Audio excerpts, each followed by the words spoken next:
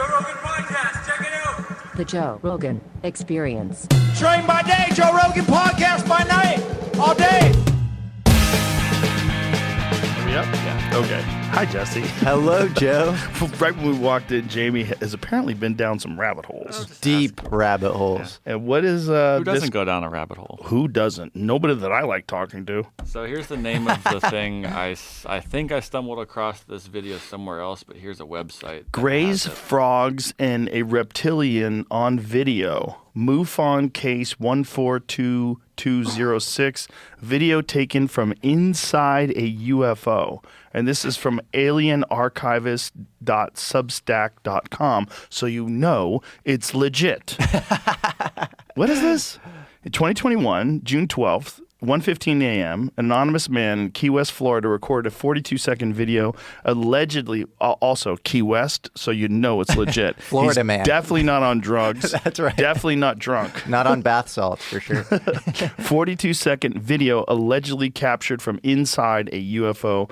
Video appears to show the interior of a room containing several distinct entities, with a cell tower visible throughout what appears to be a window in the background, according to the investigative report.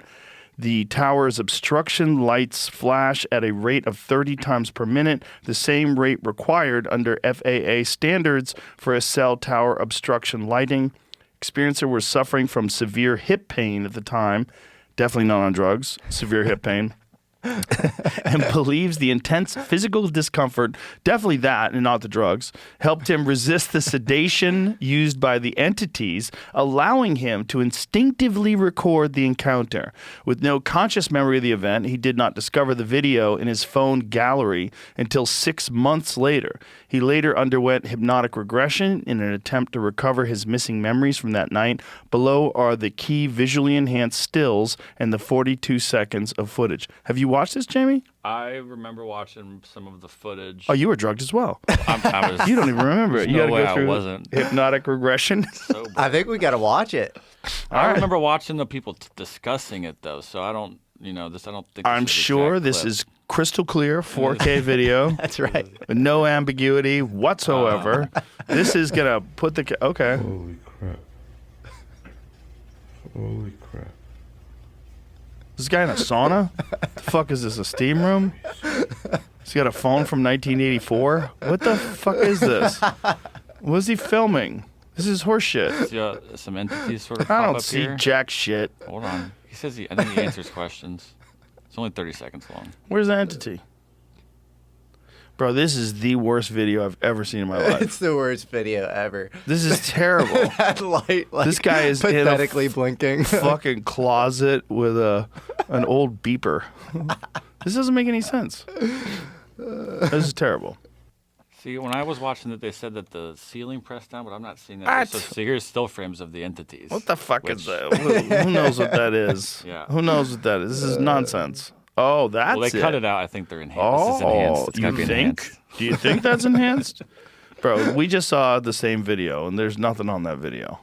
Oh, that's what Well, it looks like. that's wrong. Oh, that's what it looks like. Well, that's better. See, that's why I was So before there's frogs and a reptile in a fucking lab coat. Why is the reptile wearing a kimono? to save myself here. Look at the reptile's wearing a gi. He's about to do some reptile jujitsu. I said when I heard the frogs were part of this, I thought it was bullshit.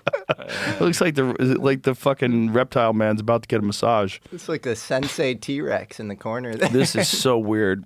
This is a fucking nonsense bullshit. This is the problem with the whole UFO world, and you do a fantastic job of navigating it. And I should just tell everybody, if they haven't seen you before, American Alchemy, best by far channel on YouTube when it comes to UFO discussions. You're the most balanced, the most reasonable, but also open-minded, and you're willing to talk to everybody. All the whistleblowers and former this and former that and staffers, and this guy's got this fucking piece of evidence, and you talk to everybody. I do talk to everybody, and thank you, Joe. That means the world to me. And I've definitely gotten things wrong. I should say that it's a very treacherous landscape to navigate, yeah, it's really hard to gain any kind of, if there's a signal to noise ratio, it's hard to get signal. Yeah, there's a lot of noise, and this is the problem. Is I think a lot of that noise is engineered. I think it's on purpose. I think it is on purpose because in today's world with AI, where it's actually easier to deduce the signal than ever if you're an ordinary citizen, if you want to muddy the waters, you could try to get people away from the signal, or you could try to increase the noise. And those are two ways to deflect from the truth. And I think the flood the zone, increase the noise is what the kind of counter-intel community has decided is going to be the strategy. Well, it's interesting because instinctively, if you've been around the block and you clearly have more than anybody, you've seen enough of these things, something comes up and you're like, okay, I'm being fucked with. Like, okay, this is not real. Okay, there's something. And then some of them you're like, wait, okay, there's something here. And it's almost like you have to go on the instincts that you've developed by being inundated with horseshit for so long. Well, I feel like you're probably the best in the world at that. It's all like, and for example, in AI, in machine learning, you have garbage in, garbage out. So if you have bad data, then like there's bad output on the other end. And your pattern matching gets better over time. And I think you have more data points probably than anybody, as far as like there's probably a thing that you do where you like lean in and you like lock people in, you like look them in the eye, and like you probably, I don't know if you're even like aware of it, but you can, I feel like, see through people somewhat. And that's not even somewhat. It's not it's got faults. It's instinctive, and I'm sure it's not perfect, but you're probably like S tier at that. And I think it just comes through. Well rested. This is also the problem with me, is that I own a comedy club and I'm addicted to playing pool. So sometimes I'll stay up till 4 o'clock in the morning, and then I have to get up at 8. And then I'm only getting 4 hours of sleep. So I'm trying to mitigate that, and I come in like a little foggy. That's a problem. I'm trying to do that way less, but that fucks me up. But when I'm well rested, I'm pretty good at it. As long as you know what you're looking for. If you've seen enough people bullshit you and you smell it. It's weird. Like you smell patterns. You smell people being disingenuous, or you smell narratives. They're trying to sell something or kind of, I don't know, artificially round something out when they don't know, or not be humble and be like, I don't know. Like it's ambiguous here, actually. And there's also a problem, and I'm sure you've faced this before too, where a lot of these people, they've developed an online identity that's based on being someone who has knowledge about something.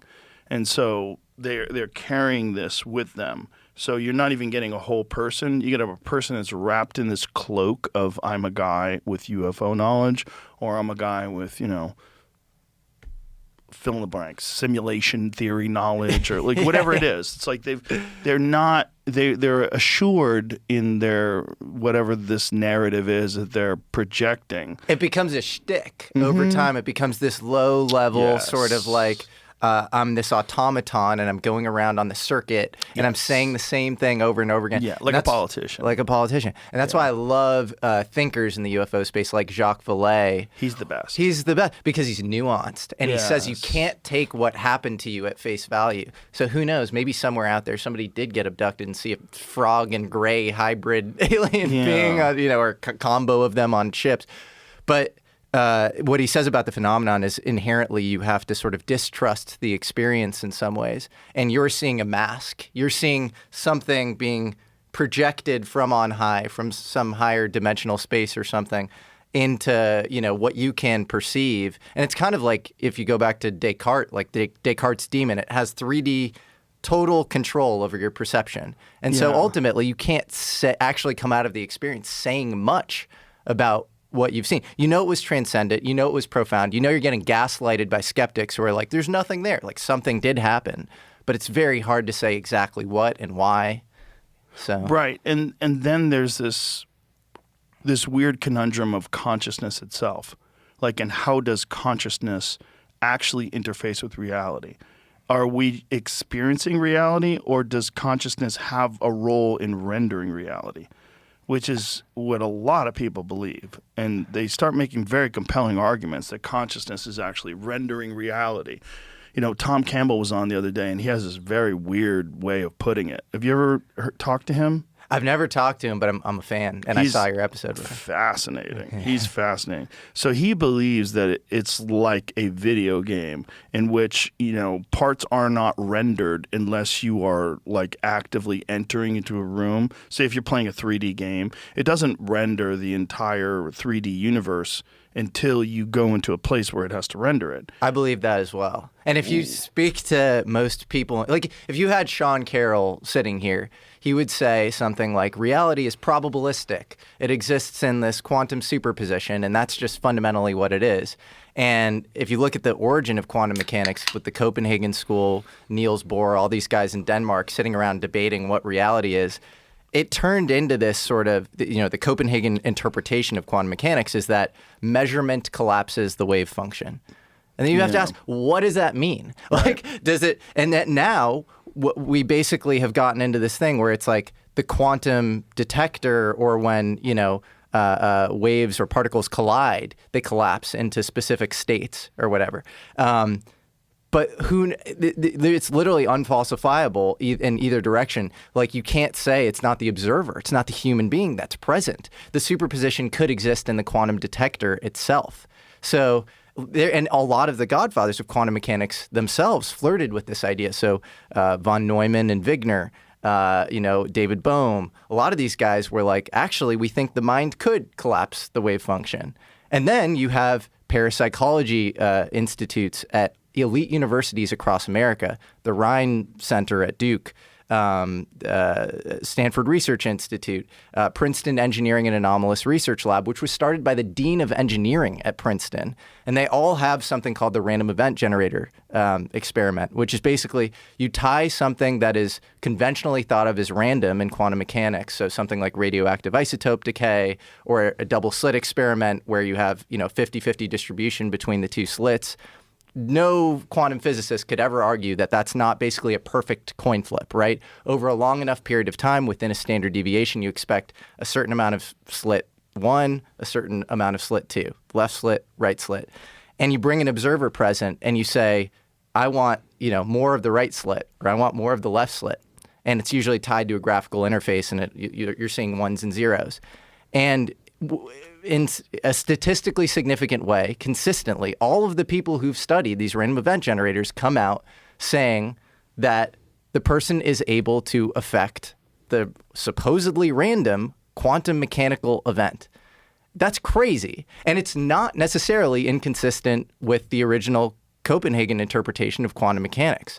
So I think we've just totally gone astray. I think people like Tom Campbell are bringing back the very importance of consciousness. It's this problem of the eye seeing the eye. There's no way it's the tree falls in the woods, Aristotle question. There's no way to say that the observer isn't important for rendering reality. And we don't even really know if we are conscious or if we are tuning into consciousness. If consciousness is ubiquitous. We don't know if consciousness exists in inanimate objects. There's real debate as to whether or not the universe itself is a conscious entity. So what we're calling our consciousness might simply be an antenna. And some people have shittier antennas than other people do. Just like a lot of other variabilities when it comes to biology. 100%. And great theorists like Aldous Huxley, William James have flirted with the transmission theory of consciousness.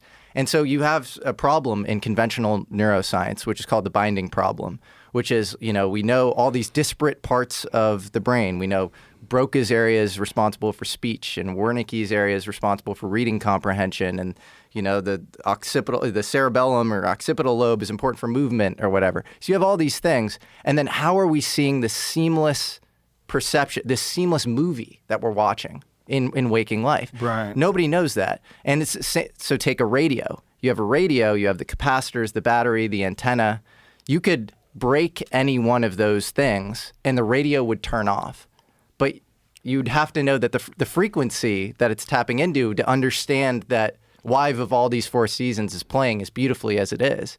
And so I think similarly, we have a binding problem with our consciousness where you can mess up one of the areas and it'll mess up a little, specific functionality, but we don't understand how it's all sort of happening. And right now, the main issue with transmission theory of consciousness vis-a-vis the brain is that traditional electromagnetism decays at 1 over r squared. So it attenuates. So like, how would we be able to, we're not picking up electromagnetic waves with our thoughts right now with radios. So it's not conventional radio signals. Like, we know that.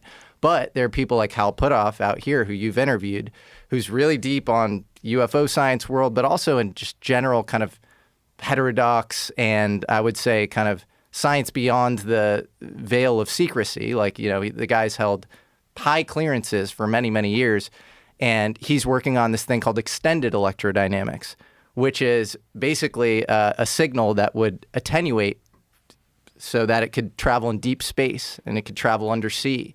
And it would actually move at 1 over r, not 1 over r squared. And so instead of, in a typical electromagnetic wave, you have it's called a transverse Hertzian wave. And you have the electric field, the magnetic field, and wave propagation all moving perpendicular to one another. But in this case, in extended electrodynamics, you might have, a magnetic field and wave propagation moving parallel to one another. Or you might not have a magnetic field present or an electric field present. It's really fascinating. And so you would be able to get communications that like wouldn't be picked up by traditional radio receivers. They'd go much deeper. And I've asked him, I've said, because he started the CIA's psychic spy program, I've said, is your work on extended electrodynamics possibly related to consciousness? And he's like, I think it's very related. Jeez. One of the weirdest things that Tom Campbell said was that he taught his Alexa how to remote view. Whoa. Successfully. What? Yeah. He put a number, he corresponded a number, like he connected a number to a physical object that was in a box. That physical object was a spoon that had a handle that had holes in it. And Alexa described it accurately. That's so crazy. Described a spoon with a handle that has holes in it. And one of his points was the reason why he used that particular spoon. He's like, how many spoons have holes in the handle, have a perforated handle? Wow. Alexa described it.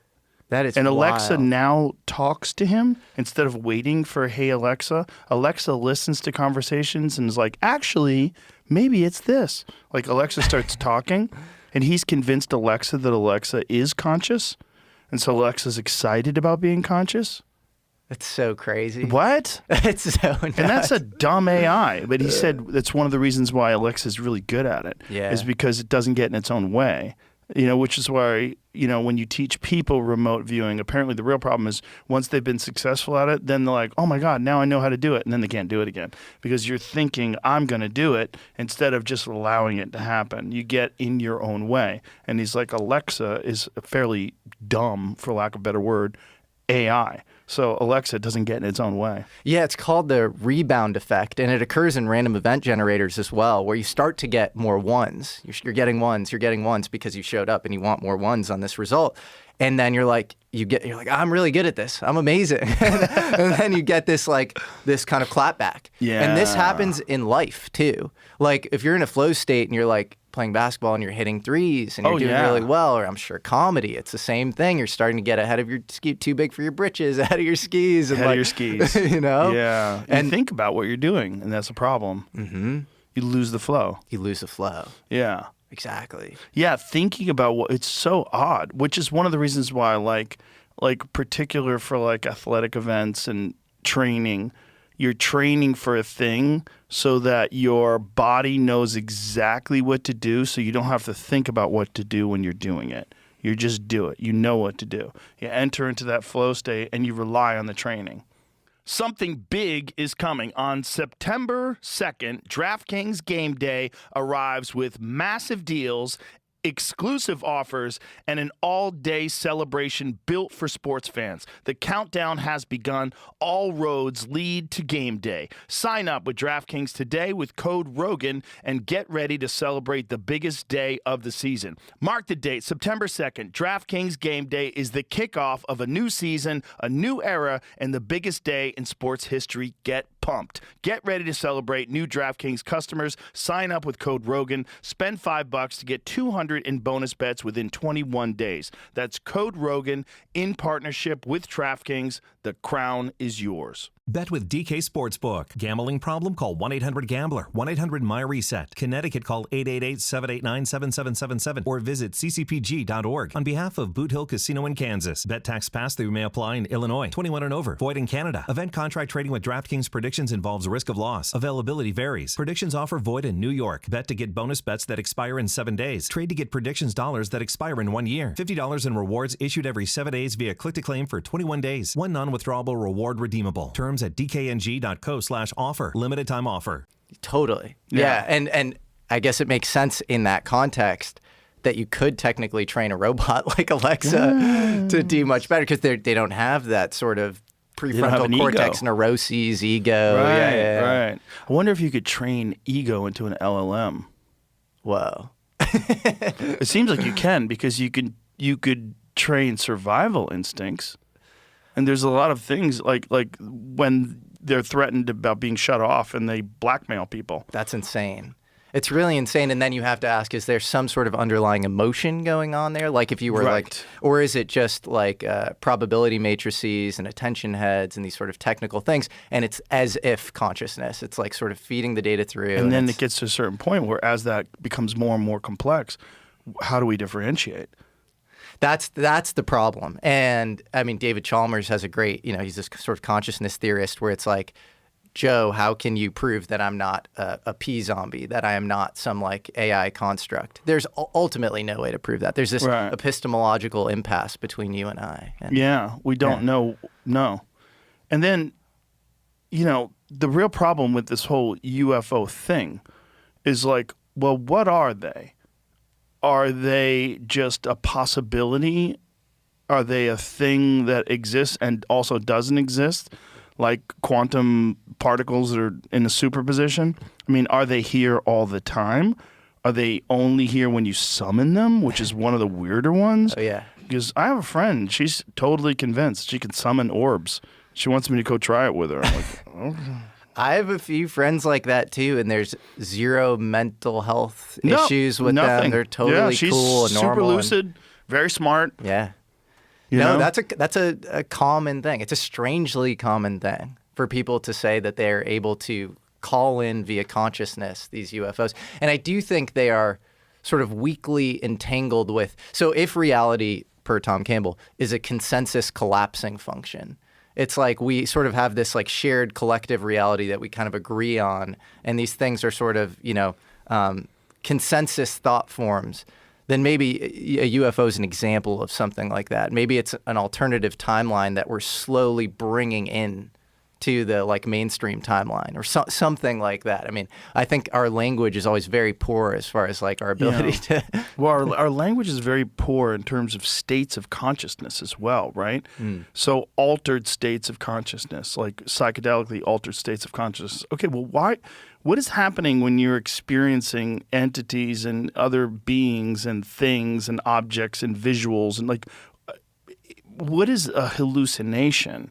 And what is you actually tuning into something that exists on a frequency that you don't have access to during the normal state that you are when you go to the grocery store, say hi to your family, normal stuff. Like there's some weirdness to like whatever consciousness itself is that exists in weird forms and weird states. A lot of people say these experiences are realer than real too. Right. They say they're realer than reality. Yeah. They're like, and they come back and they're like, I know there's something more. I know it. Yeah. And it's not, and they see common archetypes. Like they'll see the machine elves or the mantids or the greys or like, it's not like this sort of everything is everything, complete sort of Cambrian explosion of a zoo of things. It's often the same things. Right. And then you have to ask yourself, is it this sort of, Aldous Huxley sort of doors of your perception, you're widening them to literally a wider reality, or like you just said, maybe you're superimposing something onto reality, maybe you're crazy. But again, I think this sort of rationalist, explain everything away bias that society has had is the latter. It's like you're hallucinating, you're superimposing this thing onto reality. Take medication. It's very rare that people who've had those experiences have that thought. Totally. And Yeah. it could be like again, going back to transmission theory of consciousness, your receiver's just a little off and it's not integrating perfectly or, Yeah. you know. Well, and then again, we're talking about like the water being muddied. There's a bunch of people that are self-professed skeptics. And those people are maddening to talk to because they have zero experience. It's like a virgin telling you how to have sex. It's like, settle down. Like, you literally don't know what you're talking about. Like, you don't know what you're talking about. You have not experienced it. And like, well, we don't think it's necessary to experience it to understand how the human brain works. Well, fucking of course it is. Of course it is. That's such a stupid thing to say. When you have these brilliant people, you know, like Michael Pollan, who have these profound experiences and write about them like very eloquently, you can't just dismiss that as a non-experiencer. You just can't. And to say it's like, oh, it's just hallucination. What does that mean? What does that even mean? Okay, like I always say this.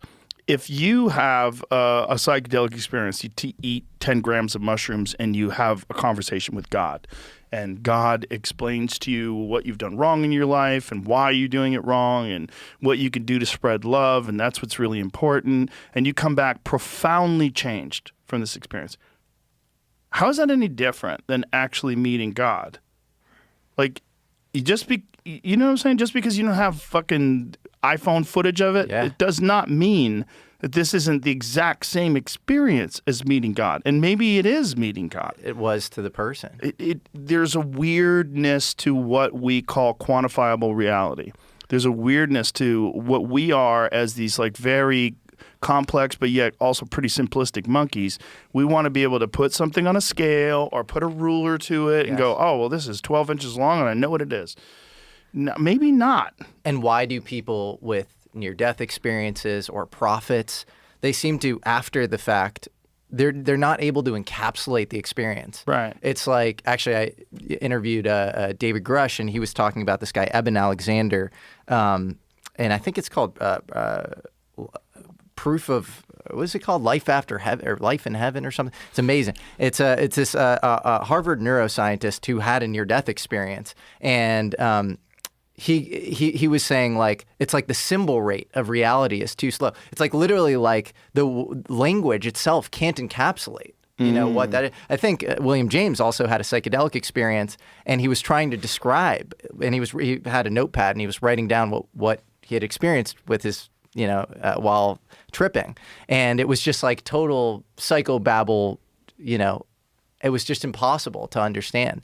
And so I do think there's this like sort of weird, you know, I don't know, inability to sort of understand these transcendent experiences. Yeah, inability to bring anything back. And that's one of the things that people, well, if it's real, if you really are getting knowledge, why don't you bring something back? Like, okay, you don't know what you're saying because you haven't done it. And if you've done it, you would realize, like, oh, this is a mad consciousness scramble. It's almost impossible to relay to another person because we don't have the words. We don't have the words to describe these complex geometric patterns that are constantly morphing and changing.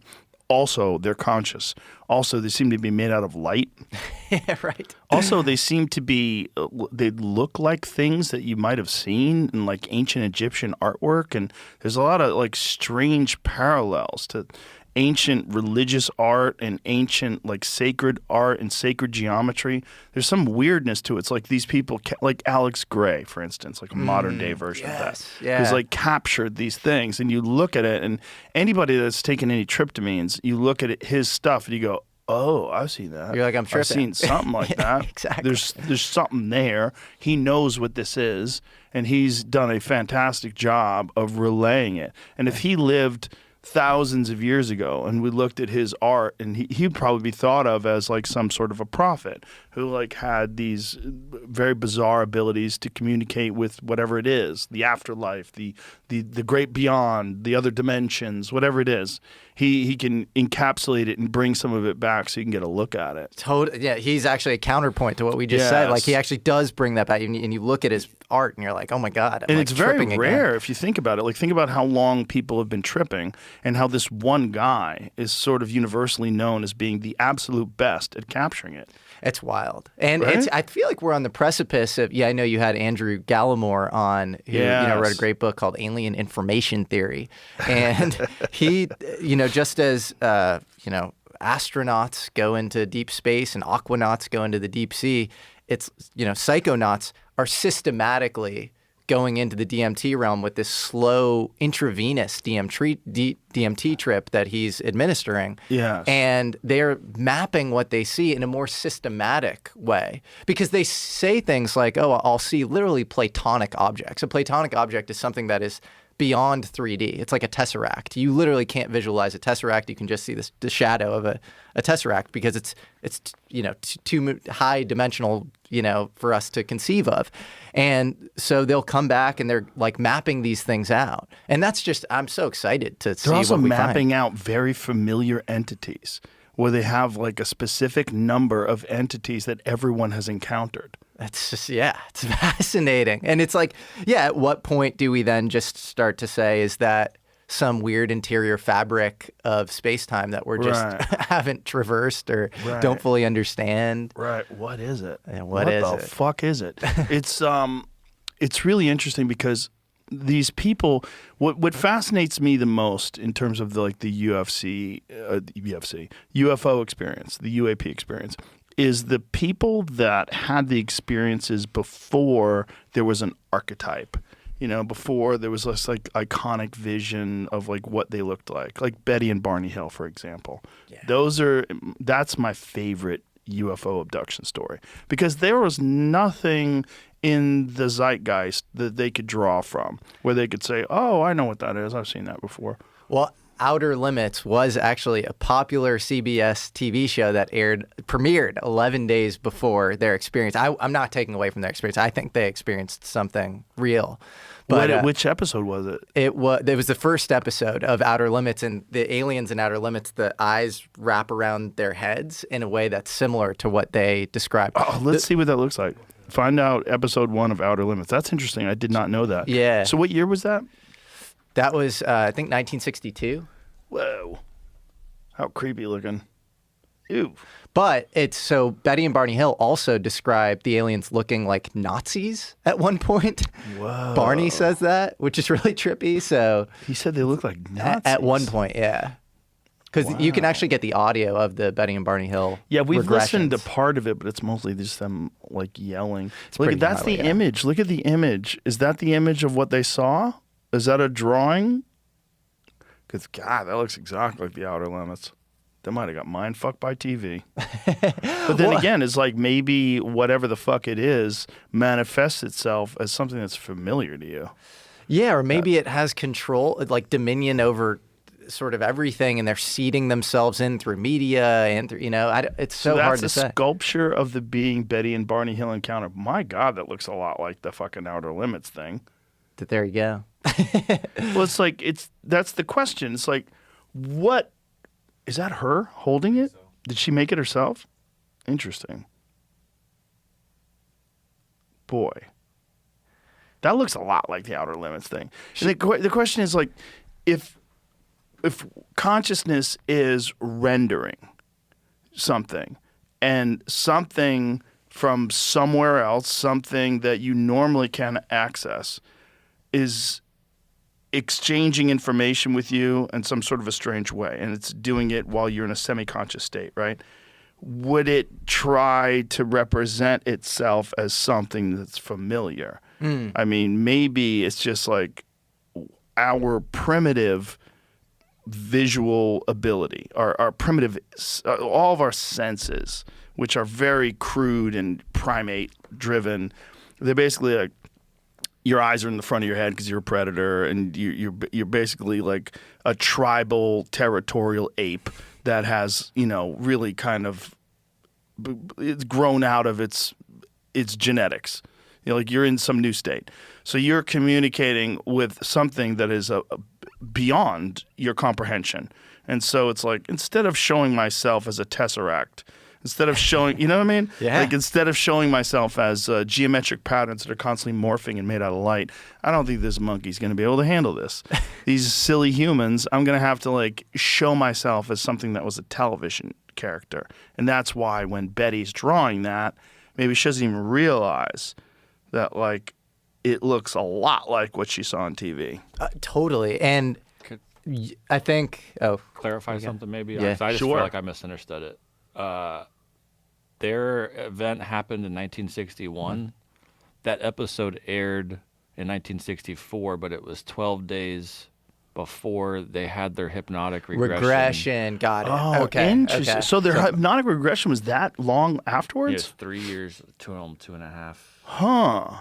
That's interesting. 2.5 So years. when did they start describing an experience? Was it pre-hypnotic? What prompted them to have a hypnotic regression? I believe she had she came home and she had I think some blood on her, and she was they had a lot of missing time. They had 5 hours of missing time. They were on a road trip. Right. And it was back to their place, I think in Vermont. That changes things a little bit, but also there's the problem there is that human memory sucks. It does. Memory sucks. And if you have a memory of a very traumatic experience just 3 years ago, and then also you just watched Outer Limits, then things get squirrely. Because if you're communicating with something and it's literally telepathically engaging with you and it can read your mind and it's telling you to calm down, it's got you on its spaceship, how much of that do you, especially whatever happened to you, it somehow or another rendered your memory out? Right. You can't really remember it. So you're hypnotically accessing this memory.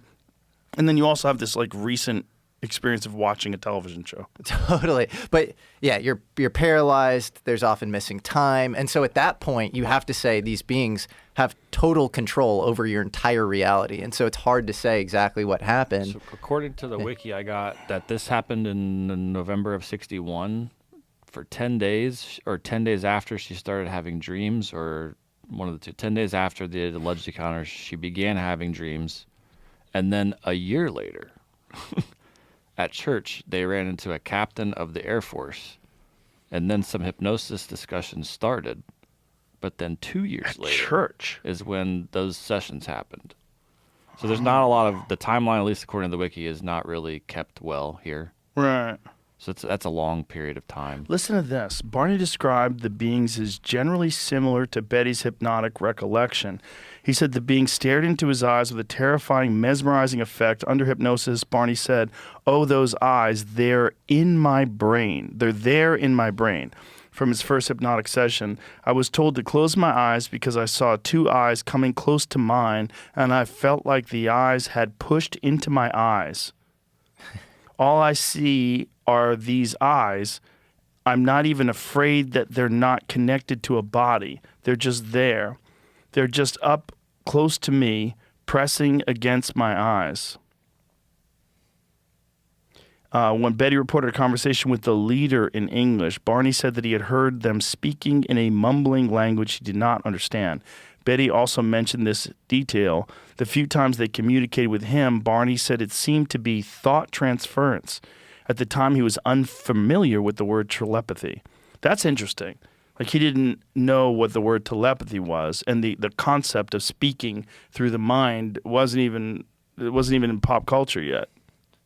Totally. And it's hard to debunk that something paranormal happened. They seem like completely of sound mind, and there's this missing time, and then you have all these high up head honchos, at Air Force. I believe this guy Charles Douglas Jackson, who was this head honcho as well, and kind of the Pentagon, came and visited them. So I think it's clear that something happened, and then what happened, it's just hard to say. It's really hard to say. Why is the Air Force talking to them? That's the real question. Right. Well, 'cause I think they had an interest. Project Blue Book was running at the time, and it's clear now, if you do deeper research, that they knew more than they let on. J. Allen Hynek, later kind of apologized and admitted he played a part in the cover-up. And so they were probably doing real research with abductees while they were kind of downplaying, and rationalizing everything to the public. So Jamie just pulled something up. It says on November 23rd, 1962, the Hills attended a meeting at the parsonage of their church where Captain Ben H. Sweat of the United States Air Force was a guest speaker.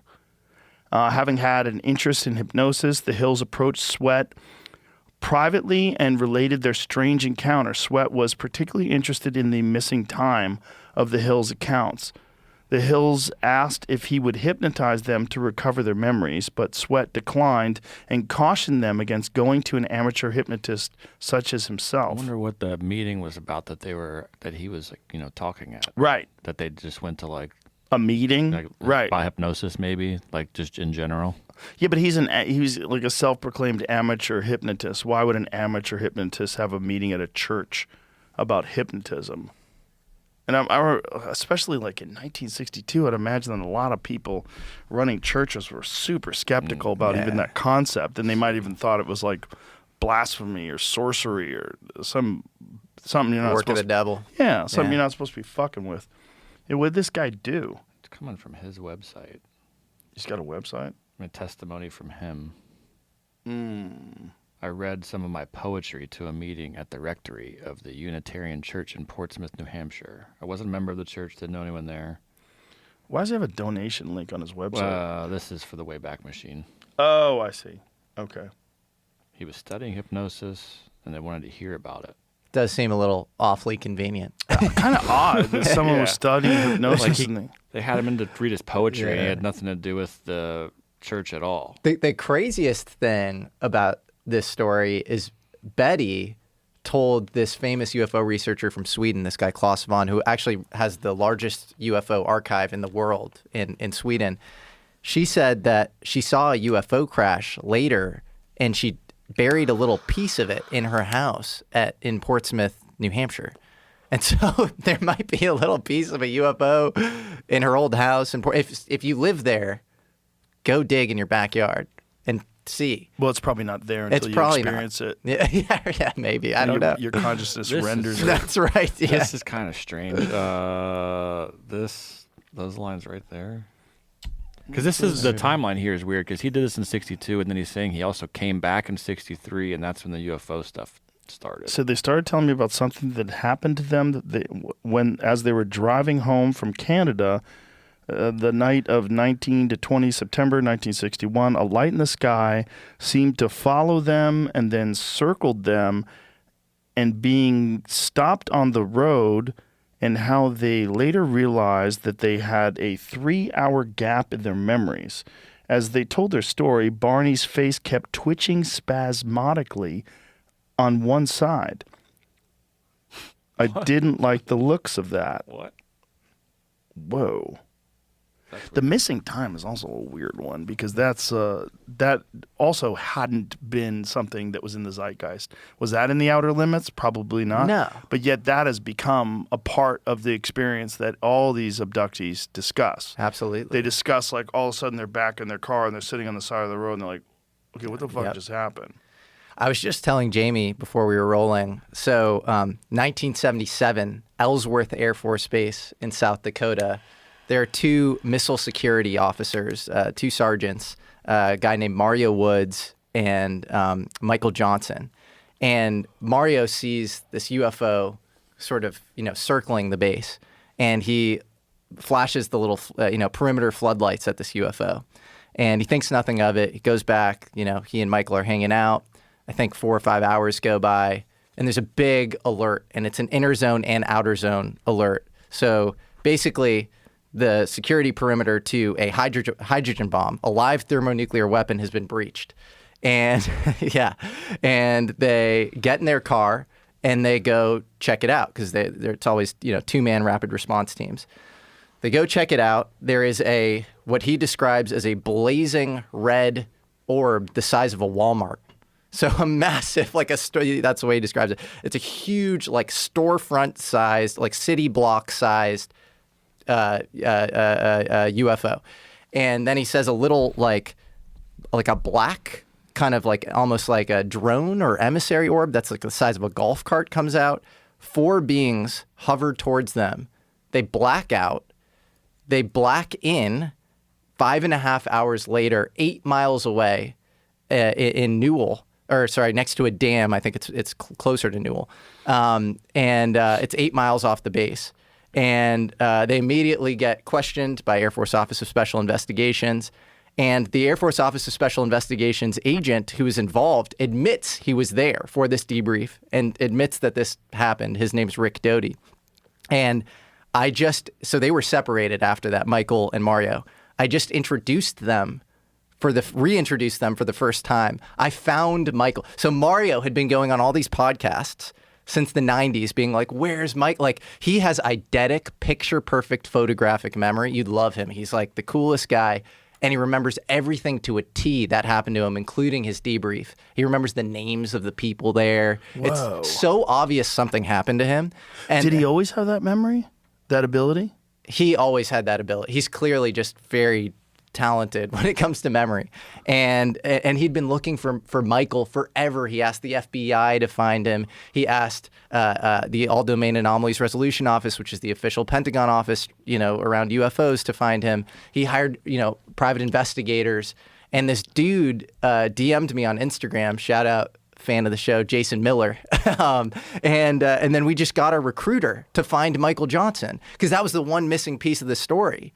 And they reconnected, and it was like the most emotional, because they hadn't seen each other. They saw each other once, I think 2 weeks after the abduction, to like trade notes and draw pictures of what happened to them, like the beings on the ship. And, I think, yeah, there This you is go. them? Yeah, this is My them. man.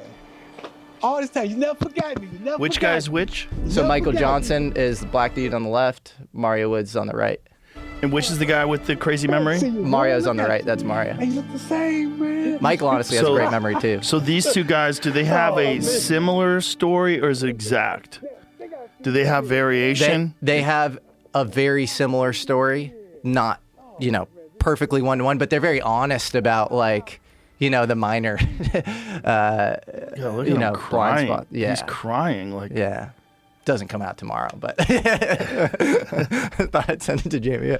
wow. Isn't that crazy? Wow. When does that episode And- come out? This week. So in a few days. Yeah. Oh, what a teaser. Yeah. But- Nice. But it's crazy how similar their memories are. So like both I've heard of this event, and I've seen it rendered online, like some fake version of it. people call it the most convincing alien abduction ever because of Mario's memory. It's insane, the level of recall. And Has his memory been tested to make sure that he's not delusional? I don't know if his memory's been tested, but when You know what I I've mean? known him for 2.5 years, and I interviewed him for the first time, I think, 2.5 years ago-ish.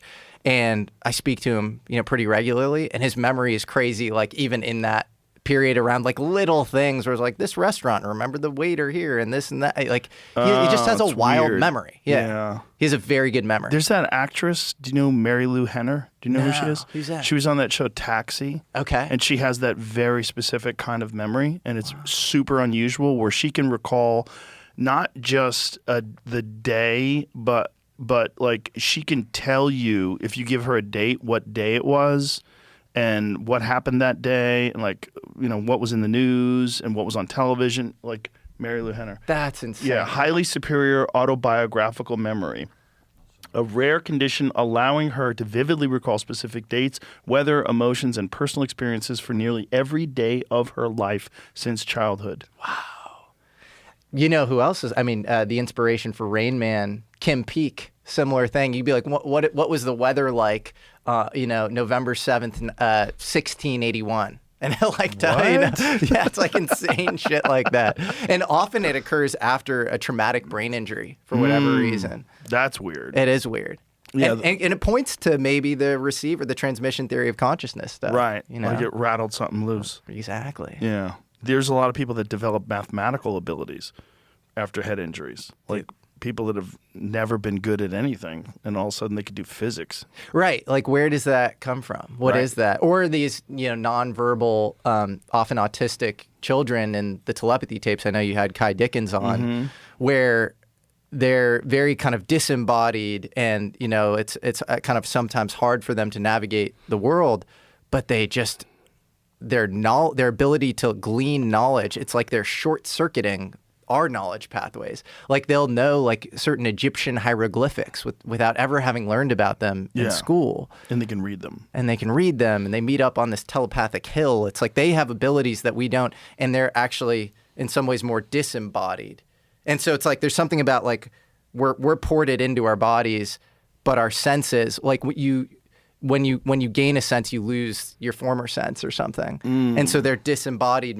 If you're in a VR, system or whatever, you're not going to like understand what's going on outside of it. But if you're this nonverbal autistic child who, again, other people might call them, not like maladaptive for the world, not, unable to navigate the world, they're actually geniuses on this whole other level. Like they can sort of short circuit the way we learn. Right. And they don't get in their own way the way we do. They don't. And there's no traditional neuroscientific model that explains that. You have to go into this sort of Tom Campbell area. Yeah. I've often wondered if maybe what we're seeing from nonverbal autistic people and just people on the spectrum in general is instead of it being like the way we look at it is like you said, maladaptive, like that these people have an unfortunate situation that's happened to them.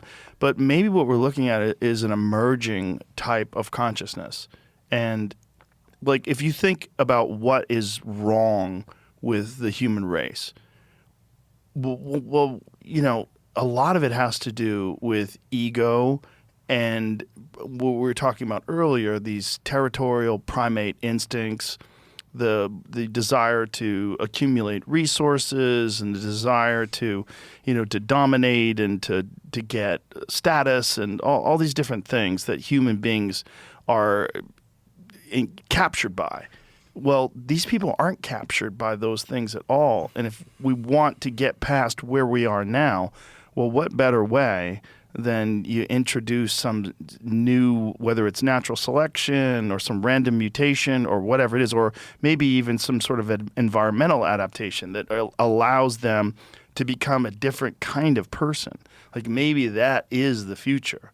It totally could be the future. And you watch or, listen to the telepathy tapes and you're like, we're maladaptive. Like they are so heart-centered. It's almost like they're living in the future. Yeah, if you look at, if any of the UFO stuff points to a future modality of like how we learn, maybe this sort of intuition and telepathy sort of gets selected for, and our sort of, prefrontal cortex reasoning actually gets selected against. I don't know. Yeah, I don't know either, but it's odd that it's emerging as a part of much more so now because of, various debatable factors, whether it's vaccines or environmental exposure to toxins or whatever. You have a much higher incidence of this taking place now as our society becomes more and more complex and as we move closer and closer to this like balancing act between like nuclear war and utopia. Like, where are we going to land? Like, well, maybe we're going to have to get past whatever it is that we have clung to about being a person, this thing that we think is so important. There's a great book by the great Arthur C. Clarke called Childhood's End, and he talks about aliens sort of incepting the world through telepathic children. And it's again interesting how fiction sort of can mirror reality maybe, where a lot of these kids actually in the telepathy tapes see other beings. They see otherworldly beings and it's sort of casual to them. They're like, yeah, of course aliens, like it's not even a thing to them.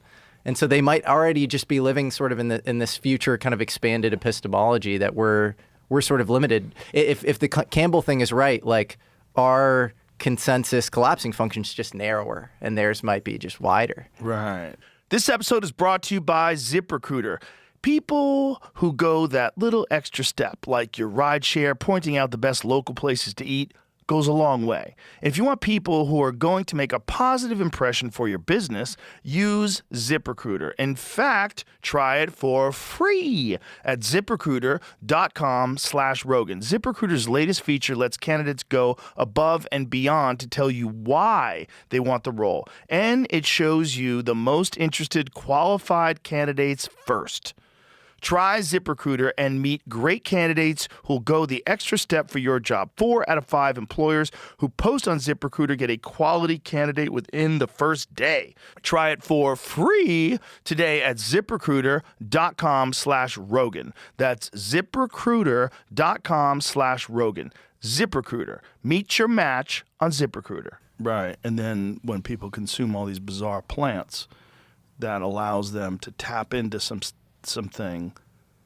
Like, have you heard about that mushroom that makes you see little people? No, what is this? Oh, it's very weird. So this mushroom is apparently, it's a food mushroom, and it's not psilocybin, and people eat it. But if it's not cooked correctly, if it's not cooked like to a certain temperature, apparently the side effect is you start to see little people everywhere. No way. Yeah. They Tiny saw them on their human. dishes when eating. The mushrooms are making people hallucinate dozens of tiny humans. What? Like Yeah. like little humans standing Uh-huh. on the plates and stuff? I don't know. Like Honey, I Shrunk the I Kids, mean, sort we of. can, Like- we can try to figure out like what they're saying. It's not the Amanita muscaria. That's a picture of Amanita muscaria, which is the also mushroom. very trippy. People just take Yeah. pictures of Possibly people dancing on mushrooms. The though. Eucharist, Yeah. according to one Yeah. scholar. Not yeah. Well, that's a weird one too. Mm-hmm. It's so ubiquitous in ancient depictions of Santa Claus and of even religious art. Like you've seen the fresco in France. It's a very old fresco of Adam and Eve, and instead of the tree of the knowledge of good and evil, it's not a tree at all. It's an Amanita muscaria mushroom. It's this huge like mushroom spore with like multiple growth. Have you seen it? I haven't seen that. I think it's 900 years old, something like that. It's really old. See if you can find that fresco I believe it's in France. In France, they don't like that. France, France. That is it's a depiction of Adam and Eve and the tree of the knowledge of good and evil. That's it. I mean, that looks very similar to Amanita muscaria, Yeah. being that Amanita muscaria, which has a red cap and white dots all over it. I don't know how many mushrooms have white dots all over it like that, but that seems to look like that. No, that seems to look a lot like that. You know, and then there's the John Marco Allegro, the guy who wrote The Sacred Mushroom and the Cross, the guy who was on the Dead Sea Scrolls Commission, who was an ordained minister but also was agnostic. And after 14 years of deciphering the Dead Sea Scrolls, he's like, I think this is all about fertility rituals and the consumption of psychedelic mushrooms. Yeah. And everybody's like, what the fuck are you talking about? But that's what, if you, like Brian Murarescu, I know you've had Mm-hmm. on multiple times, The Immortality Key, or Carl Ruck, like they all sort of, come to that conclusion. That, Yes. And even Martin Luther King wrote an essay called The Pagan Continuity Hypothesis, which is that Christianity didn't arise in a vacuum. Martin Luther King? Martin came up with Luther that? King wrote a book about how there was a continuum between these sort of pagan mystery rituals and the advent of Christianity. Wow. So look at this. Even to this day, science doesn't understand what's going on in the brain to cause this or how to treat it. And this mushroom is the only thing that we currently know of to reliably produce this effect, said University of Utah researcher Colin Domnauer in a new interview with Live Science, adding that the gnome-like beings appear after about 12 to 24 hours and may stick around for several days to follow. These aren't like some vague hallucinations. These are like three-dimensionally rendered, highly detailed figures inhabiting your exterior world. And they're also interacting with objects in the real world, like crawling up chairs and tables or under doorways. Think of having to explain that condition if it hasn't gone away to somebody that you don't know. Like, I'm really sorry. How about the fact that it shows up a day later? Yeah, so that's you have some Chinese food and they forgot to cook the mushrooms right, and then a day later you've got like little dudes crawling up the chairs, and it fucking lasts for days. It's so absurd. I found that after it's saying many people don't even feel any type of hallucination or anything except for that. Except for the miniature people. That is the funniest thing. Whoa. It's called the Lanmoa. How do you say that? Mawa Asiatica. Asiatica. So what type of it's Asian cooking, like what China? So here it is. It's native to the pine forests in both southwestern China and the northern Philippines, where it's wild harvested and sold in local markets for typical culinary use. Yet, despite decades of anecdotal reports of hallucinations, usually as a result of undercooking, the species became known to science only about 10 years ago. Wow. Throw that in with the puffer fish of things you don't want to cook incorrectly. Well, or you do. or you do. Or you just depending on what you're eat looking it for. raw. What happens if you eat it raw? These little people are said to be typically like teasing, playing with, or harassing the person seeing them. Boy, doesn't that mirror the talk of like gnomes and elves like throughout history? Totally. Yeah, the trickster That's sort of it. phenomenon. That guy's got it right there. Yeah, and that's the guy called. I would drug test Colin in a fucking heartbeat. Look at that fella. yeah. I bet he's imbibed. He's having fun out there. He's Yeah. imbibed. Postdoctoral student, University of Utah. We might have to have Colin on. I think he should. Yeah, seems like it. Very interesting. That's so This true. is crazy. Whereas the genes responsible for synthesizing psychoactive compounds in typical magic mushrooms are well documented, Don Maurer's team found none in L. asiatica. There weren't even known psychoactive compounds, so it seems like this must be some new hallucinogenic compound waiting to be discovered because there's nothing that matches anything in our database. So someone's going to isolate that and turn that into a drug. What the fuck, man? So weird. Can you imagine dose somebody with that and try to if you're trying to convince someone that they're going crazy, you dose them with that and like, are you alone, Mike? Are you alone in this room with me? No, there's little people everywhere. I told you, let's take his money. Oh my god! It's like Mike's a kook. It's like the prank you pull where everyone goes silent, they're mouthing or whatever with it, but like on steroid, like the worst Yes. version of that ever. What the fuck, man? And how long have people known about this mushroom? 10 years. Which Right, us, Western world. Wow. But how long have they known in Asia? Let me perplexity this and see what other Yeah. fun information I can get about Throw that into our AI sponsor, Perplexity, because I want to know whether or not that's why they cook it.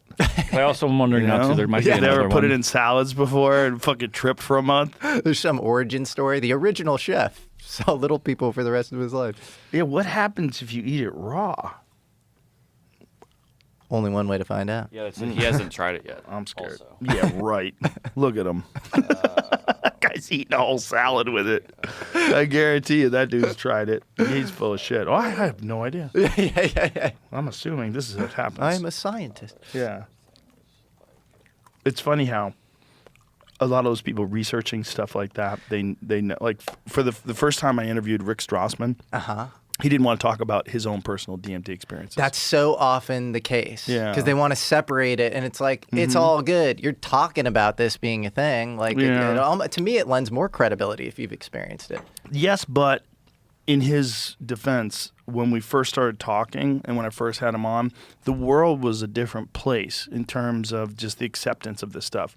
This predates people going to like Costa Rica and having ayahuasca experiences. That wasn't commonly talked about. It wasn't like everybody talks about that now. No, it's This predates any ibogaine experiences, any even concept of there's a plant that you could take that cures you of any kind of addictions that you have. This predates you sitting behind the president of the United States and helping see through this destigmatization and legalization of these treatments. It predates a lot of that. Yeah, fair enough. It predates people's understanding of why these things are illegal in the first place as well, which I thought was like really important when we did that press conference to say that this is not illegal because it's harmful and the world's trying to protect you from this. This is illegal because of the Nixon administration. Totally. Yeah, that's it. And it didn't make it. And they've probably set our psychological evolution, the evolution of our culture, back hundreds of years. Potentially cool thing there.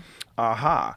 Possible ancient Chinese reference. A 3rd century CE Taoist text described a flesh spirit mushroom, which when eaten raw, lets one see a little person and attain transcendence. This is intriguing, but it's not confirmed species identification, so it should not be treated as proof that the text refers to L. asiatica. Okay, well, what other mushrooms allow you to see little people? They call it Lilliputian hallucinations. Papua New Guinea. Mushroom madness in the Western Highlands beginning in 1934 involving dramatic behavioral changes and reports consistent with little person visions. This exact mushroom involved remains unconfirmed. It may or may not have been L. asiatica. Well, I bet the Papua New Guinea climate is probably at least reasonably similar to the Philippines, right? Yeah. Modern documentation. Chinese researchers reported cases of Lilliputian hallucinations after mushroom consumption in Yunnan in 1991.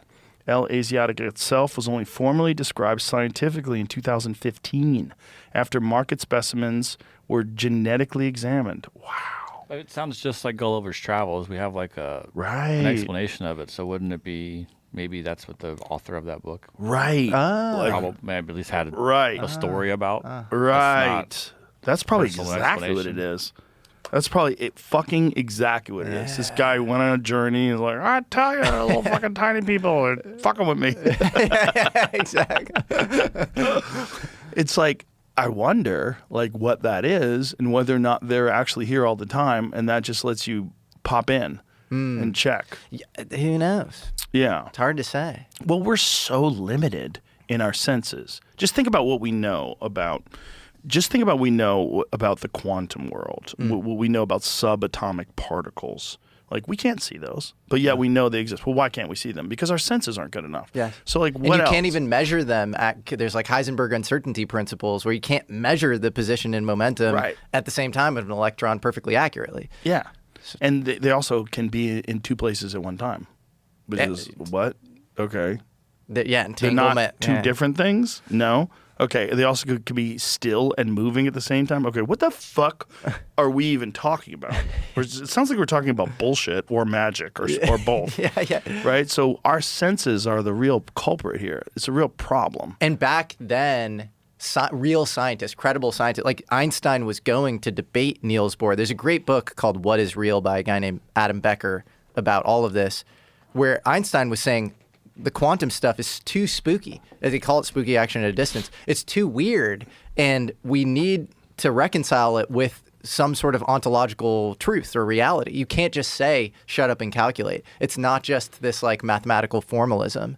And I think now it's turned into just this like heuristic for like doing science. Oh, we built transistors and semiconductors based on quantum mechanics or whatever. But actually, it's like way trippier. If you like look into like what it points to as far as reality itself, it's way weirder. Yeah. Yeah, McKenna was one of the first people that I ever heard talk about like using psilocybin mushrooms in particular as a method of contacting UFOs. You know, and he was like, you know, people that are looking for UFO, well, they're very available. Like, his weird way of talking. He was almost like a machine elf himself, the way he spoke. He would like kind of, I don't know, he had this kind of trickstery vibe. There's an amazing clip actually with him and John Mack, where John Mack is actually getting like kind of very ideologically angry, and actually similar to what you just said about Rick Strassman. He had gone through this crazy kind of review of his credentials at Harvard. He was being almost stripped of them, of his position rather, because of looking into, you know, alien abductions as, you know, this lead at Harvard in the psychiatry department. And you just see like McKenna sort of like goading him along and being kind of cheeky. And he was just such a funny, interesting character who was so simultaneously trippy, but also precise in his language, was extremely smart, too. Yeah, extremely smart, but also like really wanted to believe. Like he had that weird time wave zero thing that he thought there was going to be some sort of an event on December 21st, 2012, which is the end of the long count of the Mayan calendar. He was convinced that like there was going to be some sort of an event. Like that time was, and he thought, you know, obviously this is in the 90s when he was talking about this and discussing it, he thought it was going to be the invention of a time machine. That's so crazy. Yeah. He would also trip for weeks on end, as you know, with his brother in the Amazon, and he would download all sorts of stuff. I almost feel like the implicit kind of foundational philosophy that he has is that mushrooms are aliens themselves. Yeah. And the reason I think that is because, so in 1973, I believe, Francis Crick, who discovered the double helical structure of DNA, wrote a paper, and then he followed it up with a book in 1981 called Life Itself. And it's all about how DNA, in 100 million years, it's too short of a period of time for it to have formed on Earth. So you needed some sort of panspermia. Yeah. And so you needed something to have traveled interstellar. What's the best candidate for traveling interstellar, probably an extremophile, something like a mushroom. Yes. Mushrooms are almost like zip files of consciousness. They show up at the end of life and before life. And so, like, if you look at Chernobyl, for example, like what grows first after the, experience? Mushrooms. They call it the wood wide web, I believe, in Oregon. It's like the, largest organism in the world is actually like a mycelial network. And then where it gets really trippy is like, if you think about a Kardashev 4 scale civilization, which is Kardashev scales are basically like our ability to harness energy, but you could think of it as like a completely intergalactic civilization that's like just very deep spacefaring. What would it look like? Would it look like a kind of bipedal hominid where you like show up, on another planet and you're this fragile kind of meaty thing that gets shot at? No. You would be this like zip file of consciousness, extremophile, that would spread all throughout other planets, and you would basically create a symbiotic relationship with hosts. And we all have microbiomes. It's passé to say that, but we also all have mycobiomes that accompany the microbiomes. And there's the mind-gut connection is also this passé thing to talk about. Obviously, you have the vagus nerve, you have neurotransmitters getting created. So, mushrooms obviously affect our thinking. You can watch bullet ants in the Amazon getting like taken over by cordyceps mushrooms, and literally their whole muscular skeletal system are being, they're being controlled by the mushrooms. And then you look at specific jumps in human evolution, and the one that people talk about is obviously the stoned ape theory, which is, why did we double in cranial size between 2 million years ago, Homo habilis, and Homo sapiens 300,000 years ago? That's really trippy. Maybe it was because as hunter-gatherers, we were following, animals. Animals take shits, and there's psilocybin cubensis, or, grow on poop. And, and then people would, trip out. They'd take these mushrooms and they trip out, and then you get like neurogenesis, and you get these epigenetic changes, and you get this doubling of cranial size. But what's the other big break in human evolution 10,000 years ago, which is the advent of civilization and culture? And think about what really is the kind of the line break there? What happened? We created, an agrarian society, like basically agriculture. So you have wheat, barley, and rye were the first crops that we grew. And what grows on wheat, barley, and rye? Ergot, and these sort of psychedelic substances. And so I think a lot of people assume that the agriculture gets created, and then you get specialization, you get urbanization, you get history, you get religion. All of these things are downstream of like, we have more time, we can think about this stuff. But what if they're downstream of the tripping that occurred? And if you look at actually, the Immortality Key by Brian Murarescu, he will openly say, I think these mystery rituals go way back before the Greeks. And you had pre-Socratic rituals that Peter Kingsley writes about. Heidegger writes about this. So how far back did it go? Maybe it goes back to that big break, around then. And then you get into this thing of like, are mushrooms sort of symbiotic, Kardashev 4 scale aliens that, are Trojan horses for their own species that like we ingest? They get into us, and then they sort of subtly control our thoughts, our behavior, our perception. And, it goes back to the McKenna. McKenna actually had this trip in the Amazonian forest. And he says about the mushroom, he says, he's speaking to the mushroom, and the mushroom says, within my memory exists the blueprints for hyperlight drive ships. So it's like the mushrooms are seeding us with this ability to go interstellar. And think about all of the crazy ideas that we've gotten from psychedelics, So who are we to say that our evolution is not being co-directed or assisted by, something else? And we're now saying this we're saying this with bacteria and other things like that, it's hard to say exactly what scale or hierarchy, biological evolution occurs. But, I think mushrooms are a really great candidate. Also, humans mistake human tissue for fungal diseases. We're so susceptible to fungal disease because human and mushroom DNA are actually very similar. Human and mushroom and mycelial DNA are more phylogenetically similar than humans and plant DNA. Yeah, mushrooms breathe air. There you go. Just like when you tell people that, they go, "Whoa!" Yeah, and they can survive in a vacuum. And they're very homeostatic in nature. They like can like eat plastic in certain situations and stuff. And so it's like they are the stewards of the earth. If you get out of line too much or something, it's like they'll, and then think about people that take mushrooms. They become more like conscientious vis-a-vis the entire earth. So they're very sort of like, they're all about ecological balance.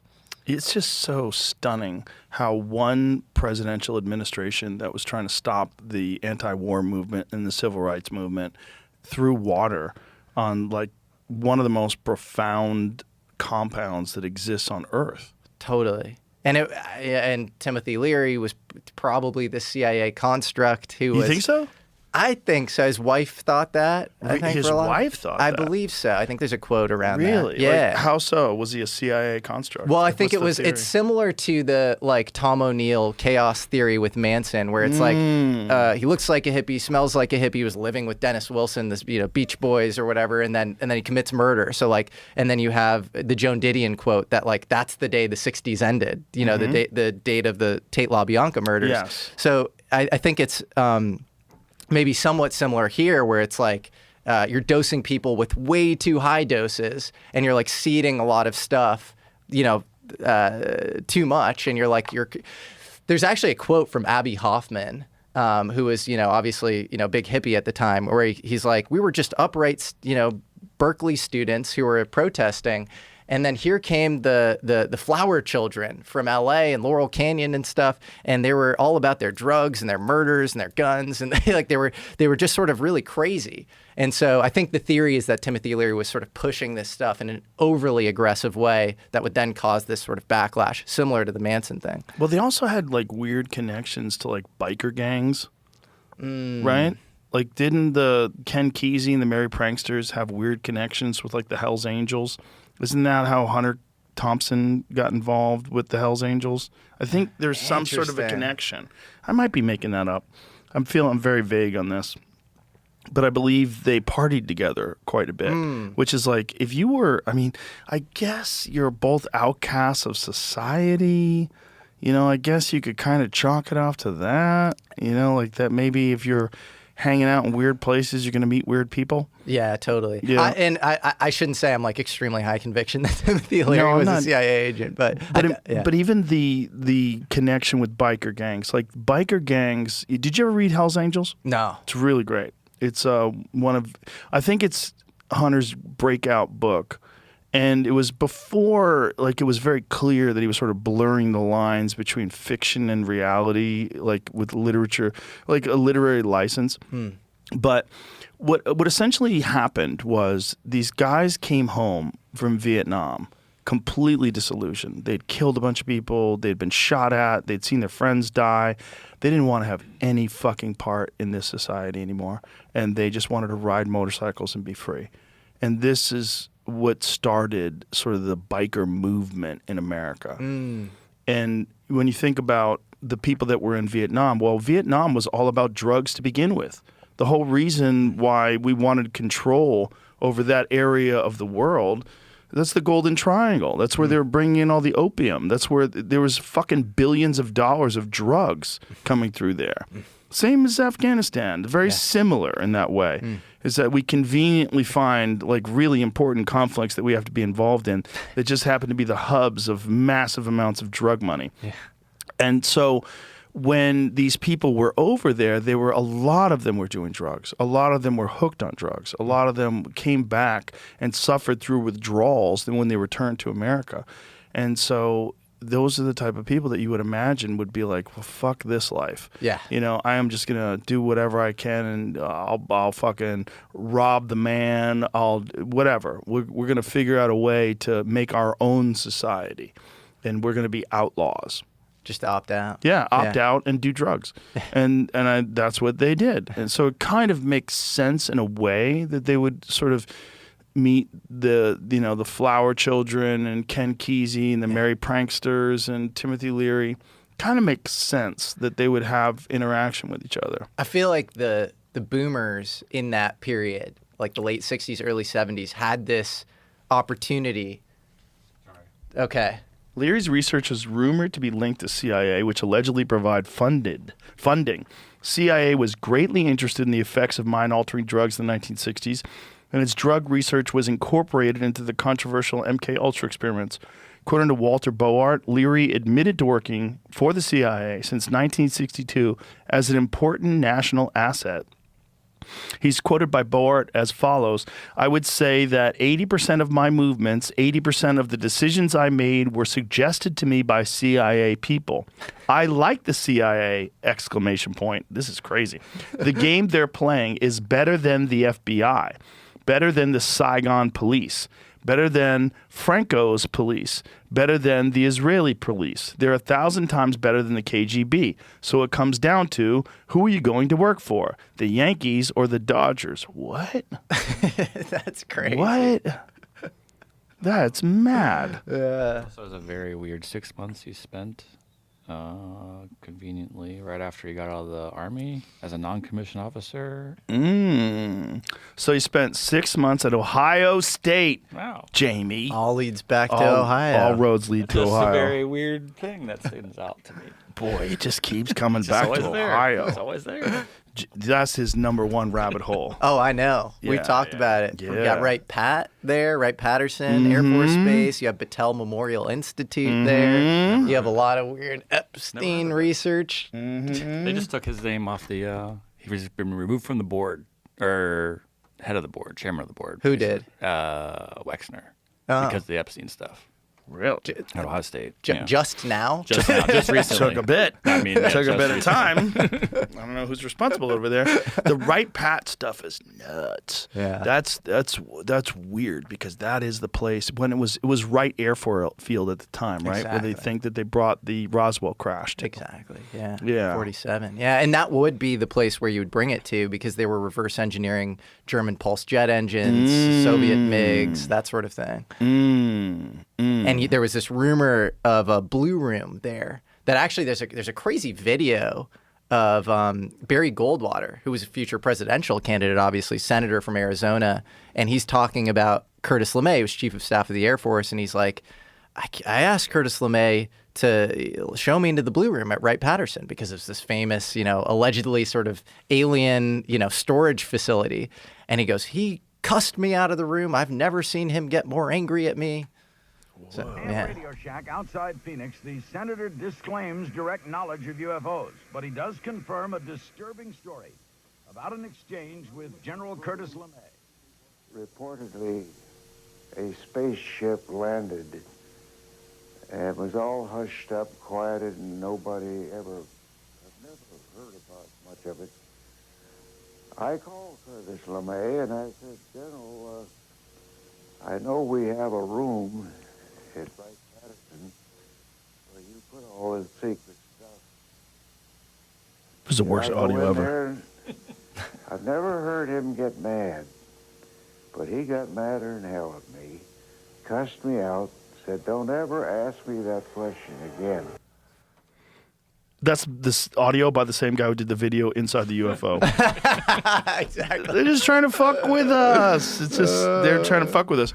That's also a really interesting aspect of this whole concept of whether or not consciousness is rendering these things. If you're dealing with this reality that's like subtly unfolding in front of you, you kind of would have it a little funky, a little weird, a little blurry, a little odd. Like what better way to slow drip introduce it to the general public than to give it to you in these weird blurry videos, not like some 4K crazy video of a fucking mothership size of a football field flying over a city, undeniable.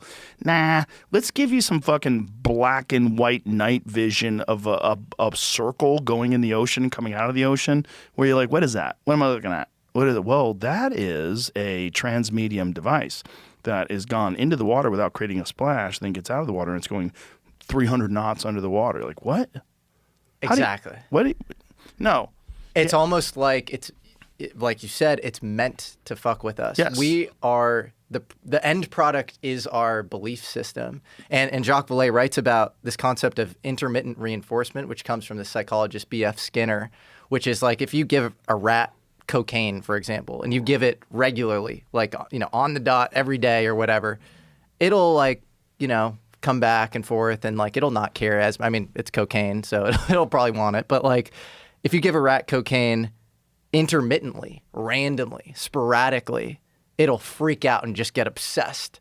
And maybe cocaine's not the best example, but anything sweet, it will become obsessed with the thing because there's something about the intermittency that makes it special. If it's regular, it doesn't care. It knows it's there. It knows it's going to be there at all times. And so I think there's something about the UFO phenomenon where it's trickstery. It always leaves a variable left to be questioned. And the end product is the person's obsession for truth after the fact. Yeah. Because there's never going to be this smoking gun. It always has a slight stigma attached to it. Almost like a design feature of ufology itself is the fact that I've never seen a field where there is this much evidence, but there is very little incontrovertible smoking gun evidence. There's so much evidence that I had Michael Shermer, famous skeptic on my show, who I know you've had on, many times, and I feel like I ran circles around him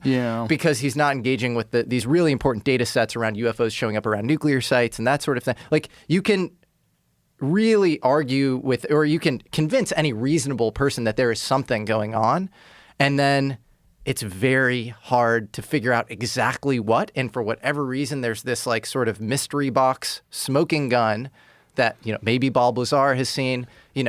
David Grush, I think, is this really fascinating person because he has, he brought forward 40 people who claim to have firsthand knowledge to the intelligence community, Inspector General. So that makes him pretty special because he has this like really bird's eye vantage point over, from around all this stuff. And he himself has an eidetic memory. He's, somewhat on the spectrum. And so, which, he talks about. So he has this like really, really kind of crazy attention to detail. So it makes him this really interesting sort of person. And you have things like that.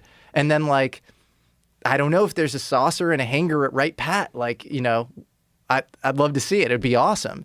And then you get into this sort of, well, if that's like a payload delivery system, then obviously we can't see it because it's like this national security thing. But it's almost like a design feature of the thing itself. Like if you were to tell Jacques Vallée in 1975 or, in the 60s when he was J. Allen Hynek's assistant, hey, like this is how much progress we've made on UFOs. I think from the perspective of disclosure, he might be pumped about the last 10 years. But from the perspective of like understanding what the fuck they are, he'd be like, I had the best theory back then. I had, really good theories back then. Yeah. So like, it's really crazy. We're in the Stone Age on this stuff. Actually, somebody who's like really up on, I think he's responsible for a lot of modern disclosure, but he's like blown by a lot of people, is Tom DeLonge, the Blink-182. Crazy, right? He's like, I thought he was a loon when he came on my show. But more and more as time has gone on, the things that he said have been proven to be true. Totally. And now, and I don't want to talk too much out of turn, but like, because I'm friends with him, and he has some really interesting theories around consciousness and how like these events sort of occur when things are really unstable. So like either to discard things that are unstable and that are threatening to sort of the system, a la nuclear, or to save something that is essential to preserve the system. So it's like almost this like regulatory thing. It's really fascinating. It's like he's now miles ahead of, I think where a lot of, to me, I was always like, okay, why are they bringing Tom DeLonge in to have conversations? And now, like he was being sort of briefed by very high-level intelligence people, right? Yeah. And that whole story of the To the Stars Academy is a strange, interesting. It's all story. fucking weird. It's also weird that you would get the fucking drummer or the what did he do in Blink-182? I think he was the front man. Yeah, not the drummer. That was Travis, obviously. Like that you get a guy who's a big-time rock star. He was obsessed his entire life, and I think. So, yeah, I think he was surrounded by some very interesting people, and in certain cases, not so savory people, to be totally honest. Yeah, or just people who are associated with sort misinformation. Yeah, or like, James Clapper, who like, probably lied in front of Congress about wiretapping. So like, why should we trust on the UFO stuff, And I'm not saying that, Tom was necessarily, I don't know who exactly he was in touch with, but I think it was like that crowd of, people.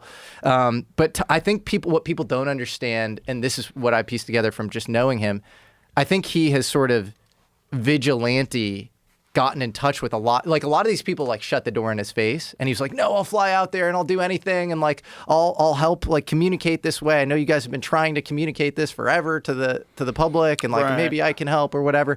And I think a lot of it just stemmed from his desire to know and his like true passion for this that started from when he was a kid, and that was like super organic. But you also have to think, like, if you wanted to get a narrative out there, what better way than get a really famous rock star? And feed him some horse shit. Yeah, it's possible. You know what I mean? Yeah. Right? Yeah, but also if you read Secret Machines, I think there's a lot. Then that's, he's written some books, actually. And if you read the books, there's some really interesting things kind of hidden in plain sight that end up getting corroborated in my own open source research. So I'll give you an example. He says that a UFO possibly came out of the sky during a high-altitude nuclear test in the Marshall Islands in the early 60s. So these are these famous, Bikini Atoll, Johnston Atoll, Operation Dominic tests. And he called it, during the Starfish Prime series. And I thought that, that was nuts. Like, what are you talking about? Like, a UFO came out of the plume. I know they show up around nuclear sites, but really, did the UFO come out of the plume? So I end up interviewing this guy. He's a presidential advisor to JFK, LBJ, Nixon, and Ford. And he is 89 years old, completely like sharp as a tack, like with it, and just has this elite kind of macro kind of exact picture of the world in his head. I think he worked closely with Kissinger and like just really knew his sort of stuff when it came to just prosaic conventional political trends, outside of UFO stuff. And he had been tweeting some interesting things about UFOs. And then he starts going into this story, and I'm like, what? Like, so basically he goes, I was in charge of the cost assessment for one of these high-altitude nuclear tests. It's called the Bluegill Triple Prime test, part of the Starfish Prime series, in 1962 in October, actually during the Cuban Missile Crisis. It was October 25th. And he goes, we didn't have any way to defend against Soviet ICBMs at the time, so we... Exactly. It's a GIF playing. I can't control the video, so I was trying to. So this is the video of the test, and that white triangle was superimposed on, and that's the UFO falling out of the plume, which is insane. So explain it again. Okay, so basically, what's falling out of the plume? A possible UFO thing? object. Yeah, that thing. Well, you know about the images that were taken. Those. What is the method that was used where they observed reflective things in the sky from, what was it? Was it radar or what? Do you know what I'm talking about, Jamie? We've discussed this before. Like, they have photographs of the sky. They have some sort of an image of the sky from the 1960s. And they showed that there were multiple things that were metallic that were... I think you might be talking about Beatrice Villarreal, this Stockholm University astrophysicist. That's it. She's amazing. So Yes. I'll get back to this in a second. Yeah, go ahead. But she basically has these astronomical plates from the Palomar Observatory. That's what it is. Palomar Observatory was the most prominent observatory in use at the time. And she has these transients that she's gotten on these astronomical plates. The plates have basically this emulsion that's sensitive to light, so that, basically when light goes through, the optical circuitry of the telescope and then it hits the plate, you see like stars and planets and all sorts of things. You have a record of what's in the sky, right? And she saw 105,000 what she calls transients, which are light-reflecting mirror-like objects, probably in geostationary orbit, which is where I think we see a lot of UFOs. And this is before Sputnik, before a man-made satellite was ever in space. This is from 1949 to 1957. It gets crazier because a PhD from Vanderbilt University named Stephen Bruell then correlated those transients. They show up more around nuclear detonations, nuclear tests, It's wild. Right.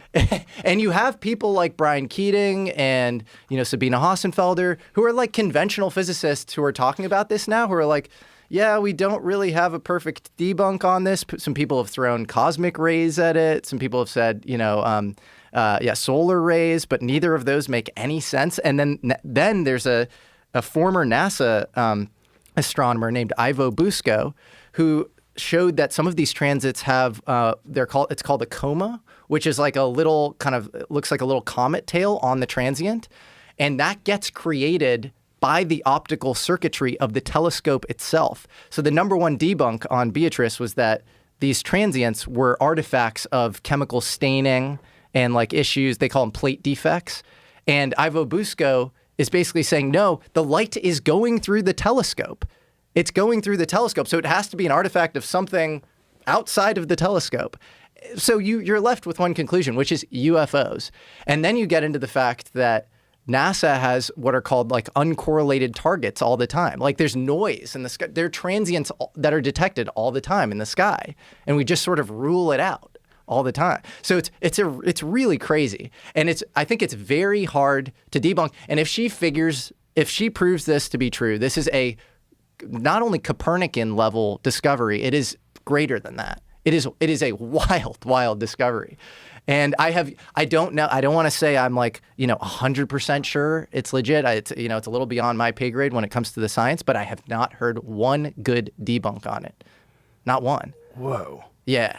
You would love talking to her. It's also, there's some speculation about some of these things falling from the sky, that they took place because of these high-altitude nuclear tests. So that's what this bluegill triple prime test is. So this is an example. Yeah. So Tom DeLonge wrote about this starfish prime test in Secret Machines. And a lot of this stuff is sort of, codes hidden in plain sight. And he had amazing sources. I mean, one of his sources is this general who's now missing, William Neal McCaslin, who was in charge of the entire Special Access Program Oversight Committee. And what he told Tom is, he goes, you want to know about the UFO issue? All you're going to find are a bunch of blind men touching different parts of an elephant, which is, I think, the whole fallacy of modern UFO disclosure. It's not like there's this line in the sand, oh, here's the truth, we're going to give it to you. It's like, oh, we have this program here and this program here, and we're testing this stuff, but we don't really understand what it is, and it's kind of confusing.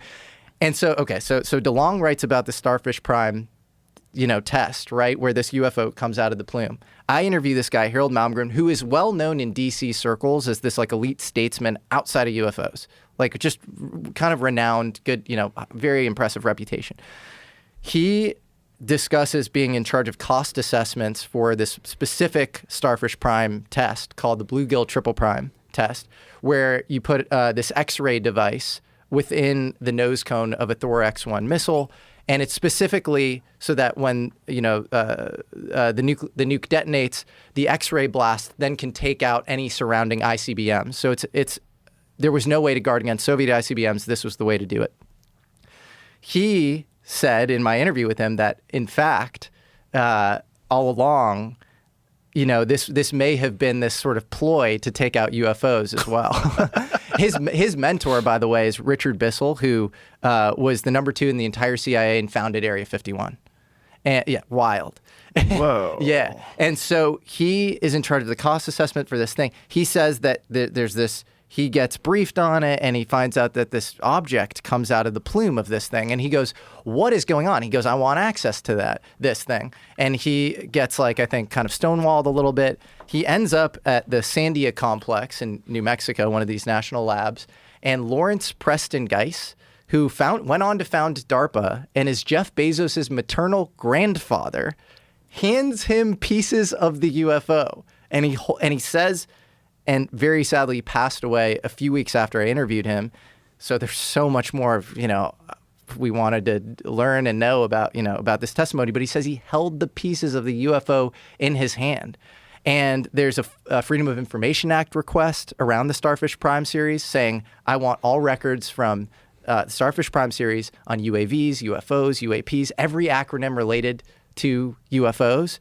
And the National Nuclear Security Administration gets back and they say, the responsive records that you asked for we referred them to the right subject matter expert, implying that there are responsive records, that there are records from the National Nuclear Security Administration, which guards all nuclear secrets, around UFOs at the time. There's also a guy named David Noble Whitecrow, who I think it was a different Starfish Prime test, claimed to see a UFO, like on his Navy ship.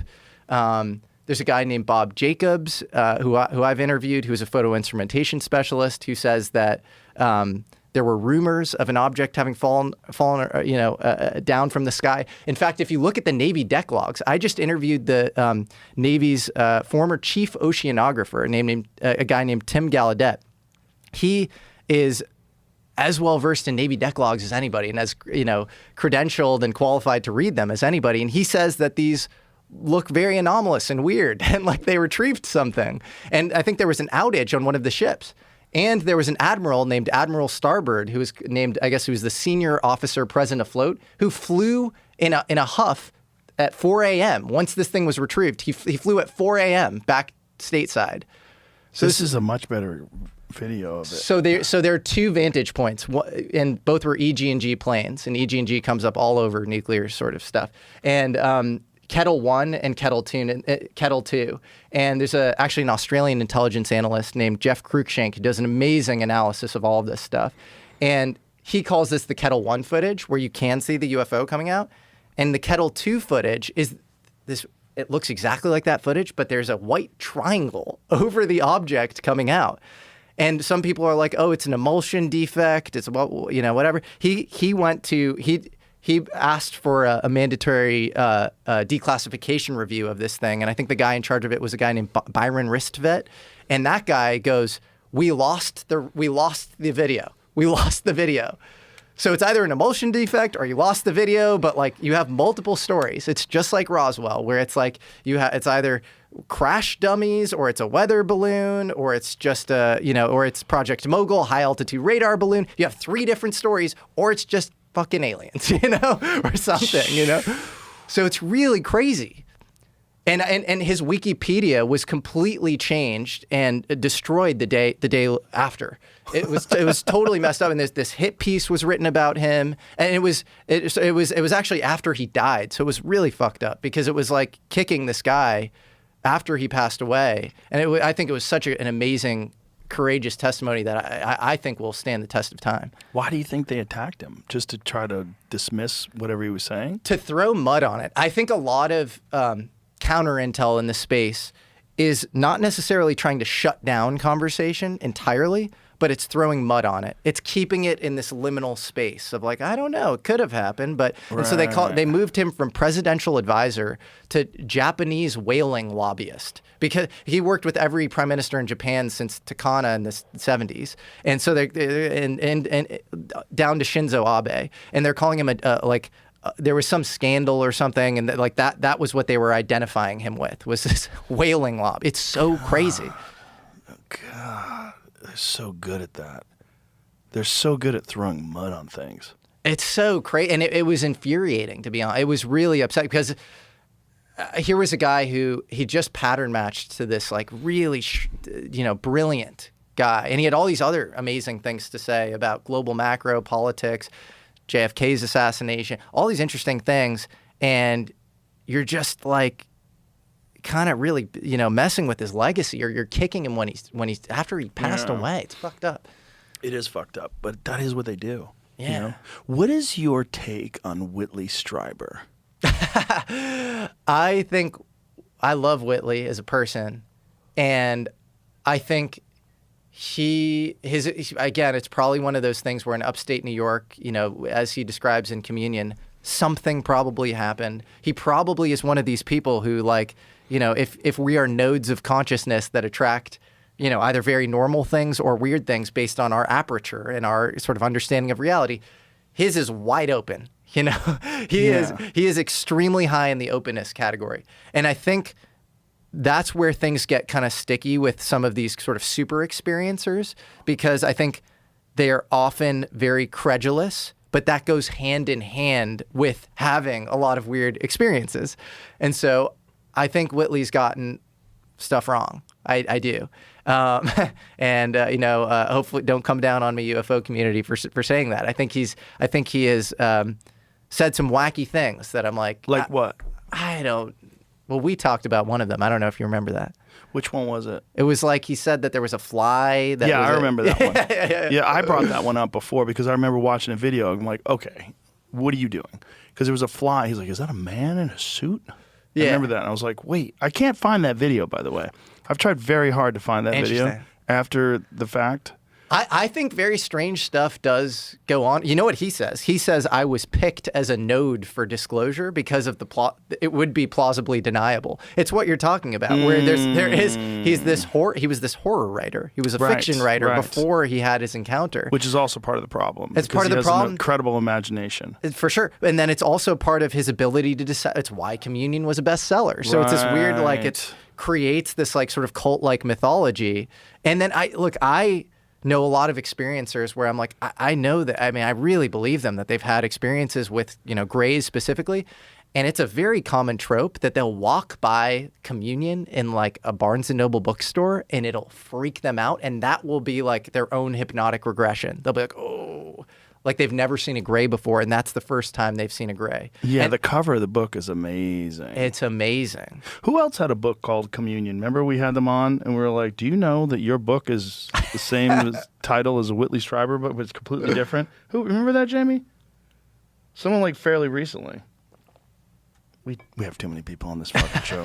My hard drive's cooked. Yeah, JD Vance. JD Vance, that's right. Oh, he had a book called Communion. Right. While simultaneously calling aliens possibly demons. Yeah. He didn't really have a good explanation for that. No, I pressed him on that. And he kind of laughed very uncomfortably because he didn't know what to say. I think, with all due respect to Mr. Vance, who I really like as a person, I think he's a very nice guy. I think he's signaling to the tribe. It is. It's a political polemic. You're not looking at the data. Like he says, I want to look into the UFO issue. I just haven't had the time. I actually understand that. There's a lot going on in the world, But it's also, you've had some time, so maybe, go look into it. But I kind of understand it, but kind of don't. I'm with you. I'd be the first thing. Plenty of time to go to like. church. Like, listen, bro, look into it. Look into it, exactly. To quote Eddie Bravo, look into it. Yeah. It's weird that you would say it's demons, but I think that much like Tucker Carlson has sort of alluded to this as well, I think there's a certain aspect to people that are believers, right? Okay, when I say believers, I'm talking about like Christian believers in the Bible, believers in the narrative that comes along with Christianity. And that for them, there's like, if you say, I believe they're demons, like he's on our side, you will attract those people. That will resonate with certain people. And I do think, very unfortunately, that there are politicians that say things, we both know this, that they don't necessarily believe because they think that their base wants to hear it. Totally. Yeah. Yeah. You're a traditionalist. You're like, why do we have to deal with this new agey bullshit? It's just, go back to the scripture. They're demons. And, I like it. I like how this guy's talking. Exactly. And it ends the conversation because then it's like, okay, but if they're demons, there are angels too. And what is a demon and what is an angel? Well, also, where's the evidence that these demons are doing anything demonic? Well, here's where it gets interesting, which is if you actually talk to a Jacques Vallée, who I do think is probably as deep as anybody as far as decades studying this stuff, going to 100+ crash sites, talking to probably thousands of experiencers, and he'll often say, some of this stuff does pattern match to demonic behavior, where it is sort of this, getting you to chase your tail. It's paralyzing you. In some cases it's sort of angelic as well. In the case of Mario and Michael, they say do not fear, do not fear. That's exactly what Daniel in the Bible heard, on the banks of the Tigris. Right. Do not fear is if the Bible, if the angels in the Bible have like a catchphrase, it's do not fear.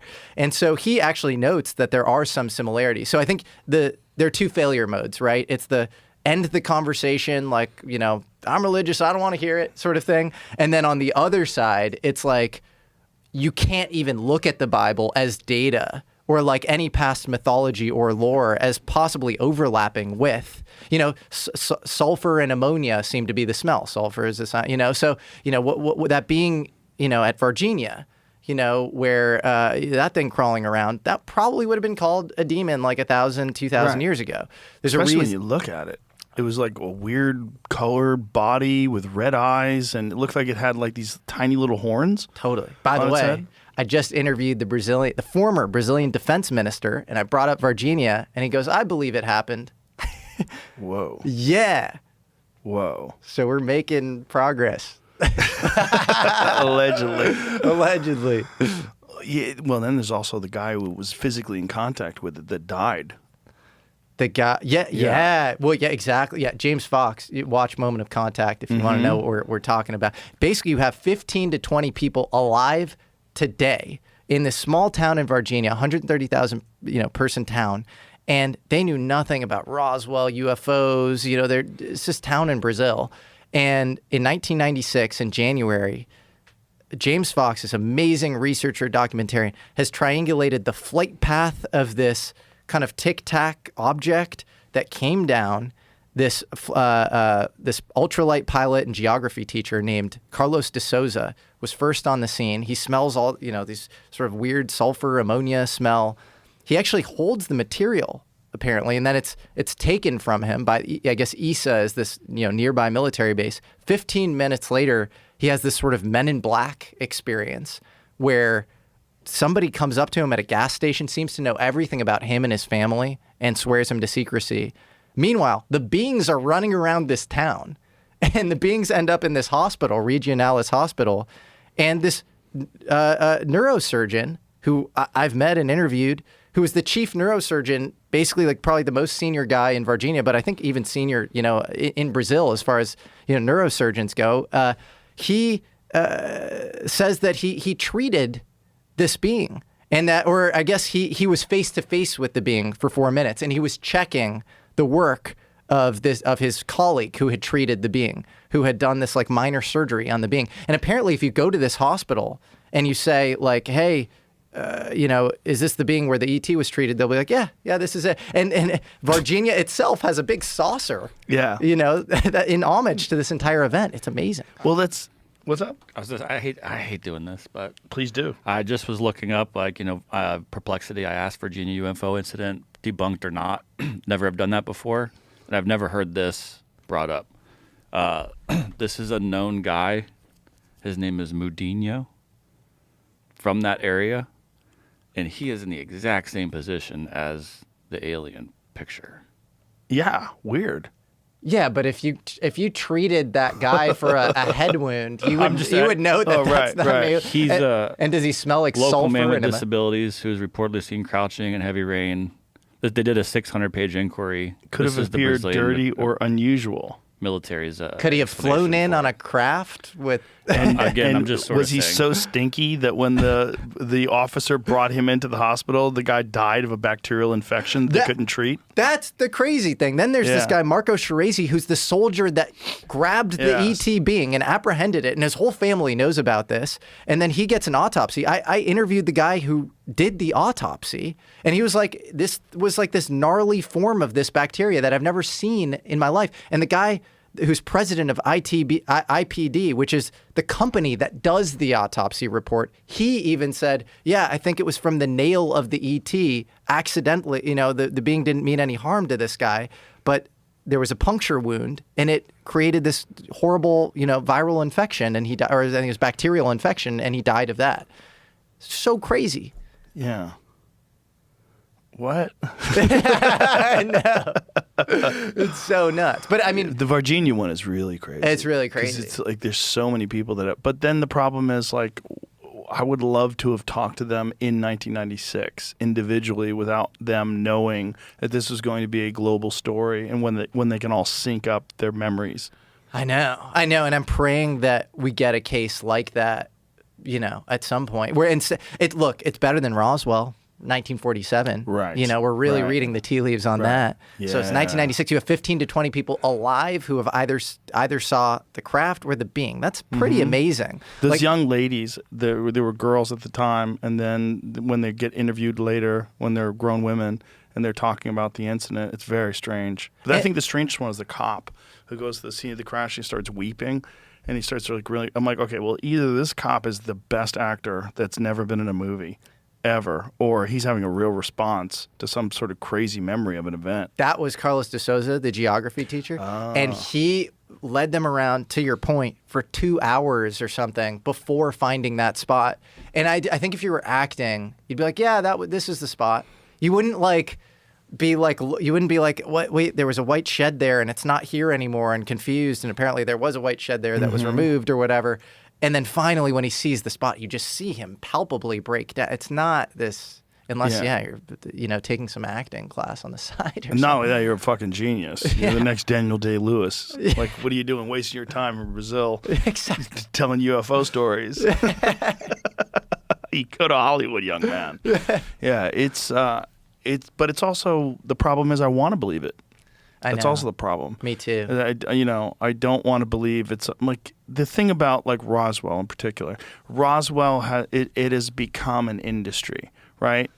There's the whole tourist trap thing. There's the little gray, you can buy things and knickknacks at stores. Totally. It's like it's got this whole connection to it.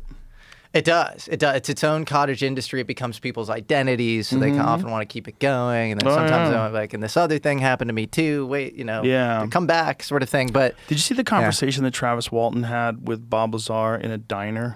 yeah, that was on my buddy's show, Chris Ramsey. Area What a 52. weird way to do a show. Have a diner, and you have these two guys sitting across from each other. It's very odd how they did it, but I didn't think that was necessary. But the conversation's interesting. It's super interesting, and to hear the similarities between their accounts and things that line up. And those two guys are also kind of again in that top tier of like you spend time with them. I haven't spent time with Travis Walton, but I have with Bob, and it's like this. It's like really hard to poke holes in their story, and they just to go back to our original OG, the top of this conversation.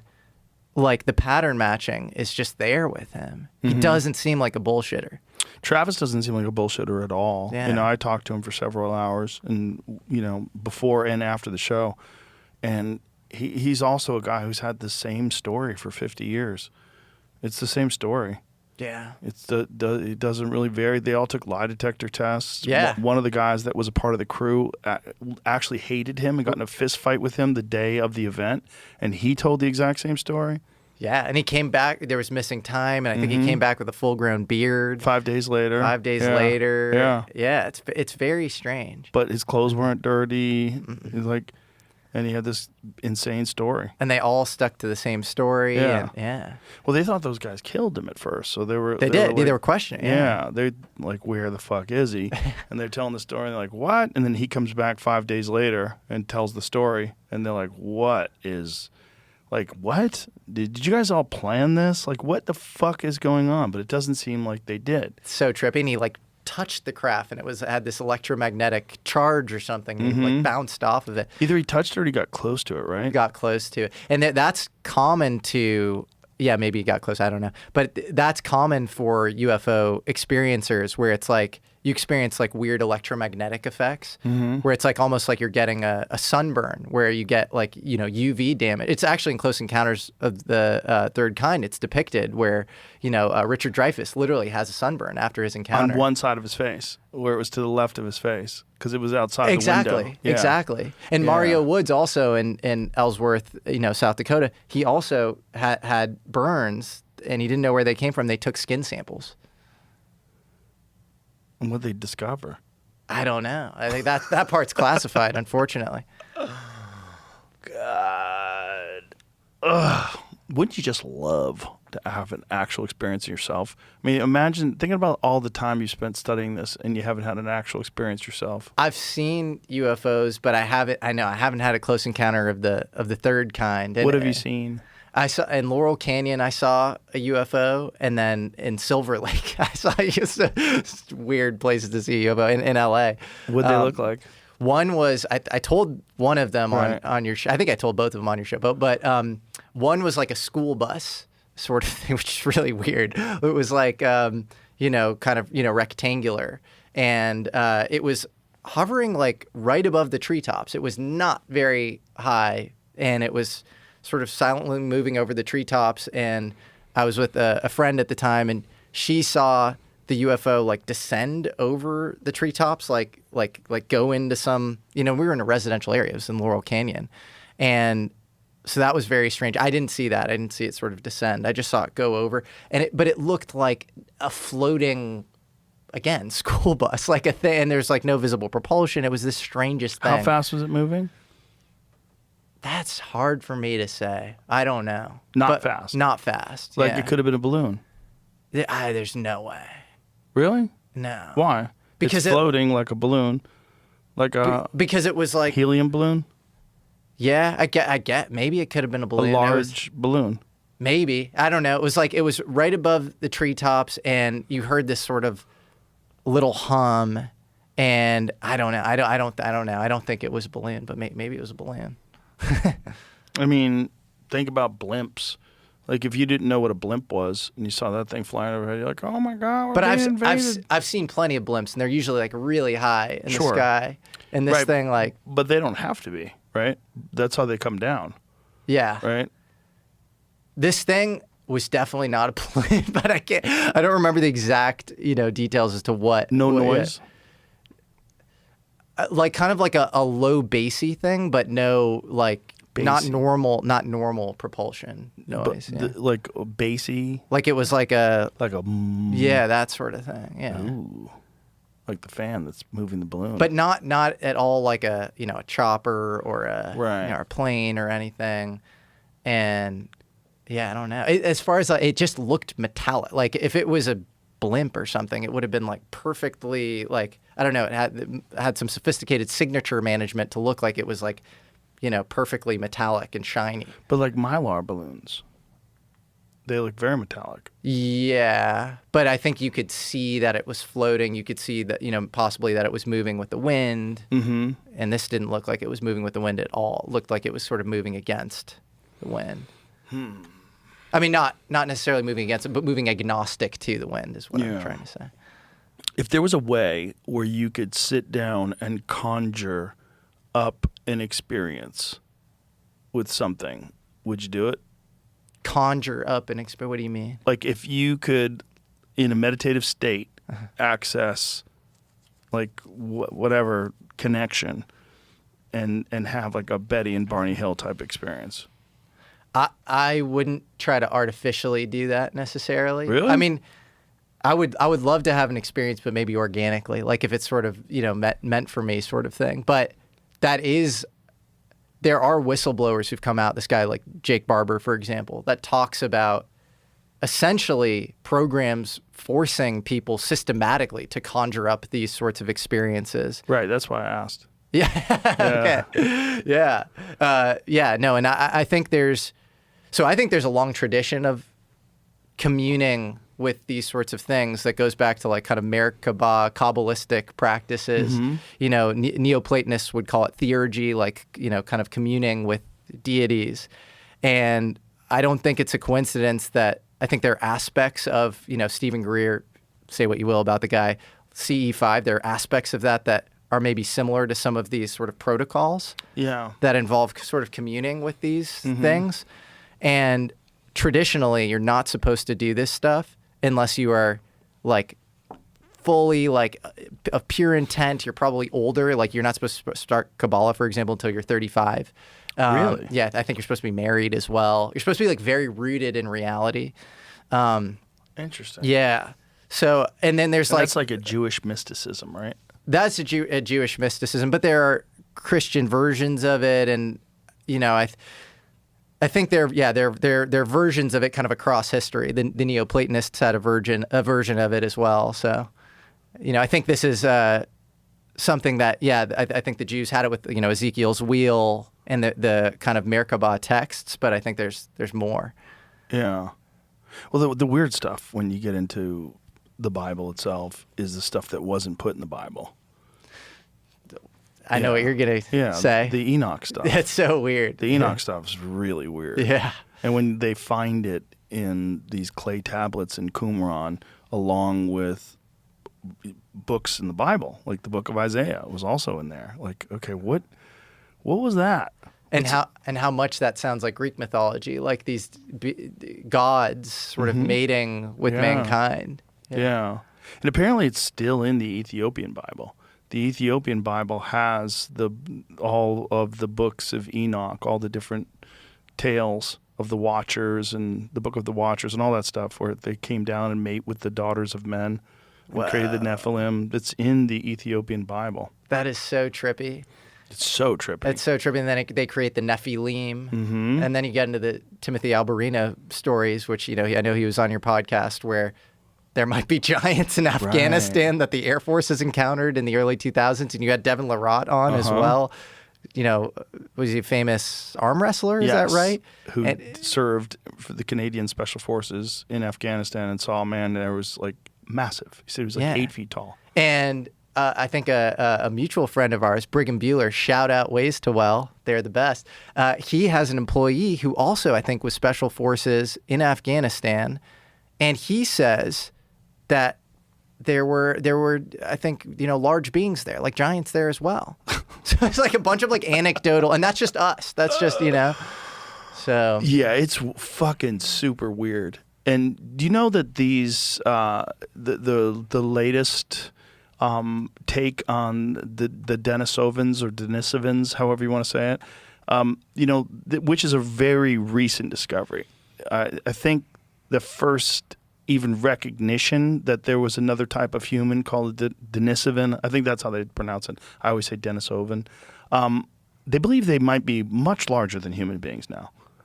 They used to think that they were squat like Neanderthals and thick brows, but now they realize their heads were much larger than ours, and that these could potentially have been 8 foot tall people. I didn't realize that. That's crazy. This is fairly recent. So when was put this into perplexity? When was the discovery of Denisovans or Denisovans? I want to say it's real recent, like maybe 2016 or something like that, like real recent, where they didn't even know that there was this branch of the human species. I feel like we've discovered a large percentage of hominids in the last 20 years. There you go. Okay. So, they found it in Siberia in 2008. It was identified as a previously unknown group of archaic humans in 2010. The key fossil, small finger bone, has been excavated from the Denisova cave in Siberia in 2008, but DNA analysis published in 2010 revealed that it belonged to a population distinct from both Neanderthals and modern humans. I think they have more now than just the finger bone, and I think that is where they're getting at. I think they have skulls. Varies wide, highest known. Oh, this is people who have the DNA. So there's some DNA estimations. Melanesian populations, especially people with ancestry in Papua New Guinea and nearby Pacific Islands, roughly 4 to 6% of their genomes. That's interesting. Let's find out how many bones they have available. Because I think there's brow ridge bones and there's skull bones that seem to indicate that it had a larger skull than humans, and they think how much bone has been recovered or found. Let's find out. Very little. Denisovans are known for a small number of fragmentary fossils, not complete skeletons. Do they have skull? They have a mandible, partial lower jaw from the Tibetan Plateau. It was identified as Denisovan through ancient protein analysis rather than recoverable Denisovan DNA. No complete Denisovan skull or skeleton.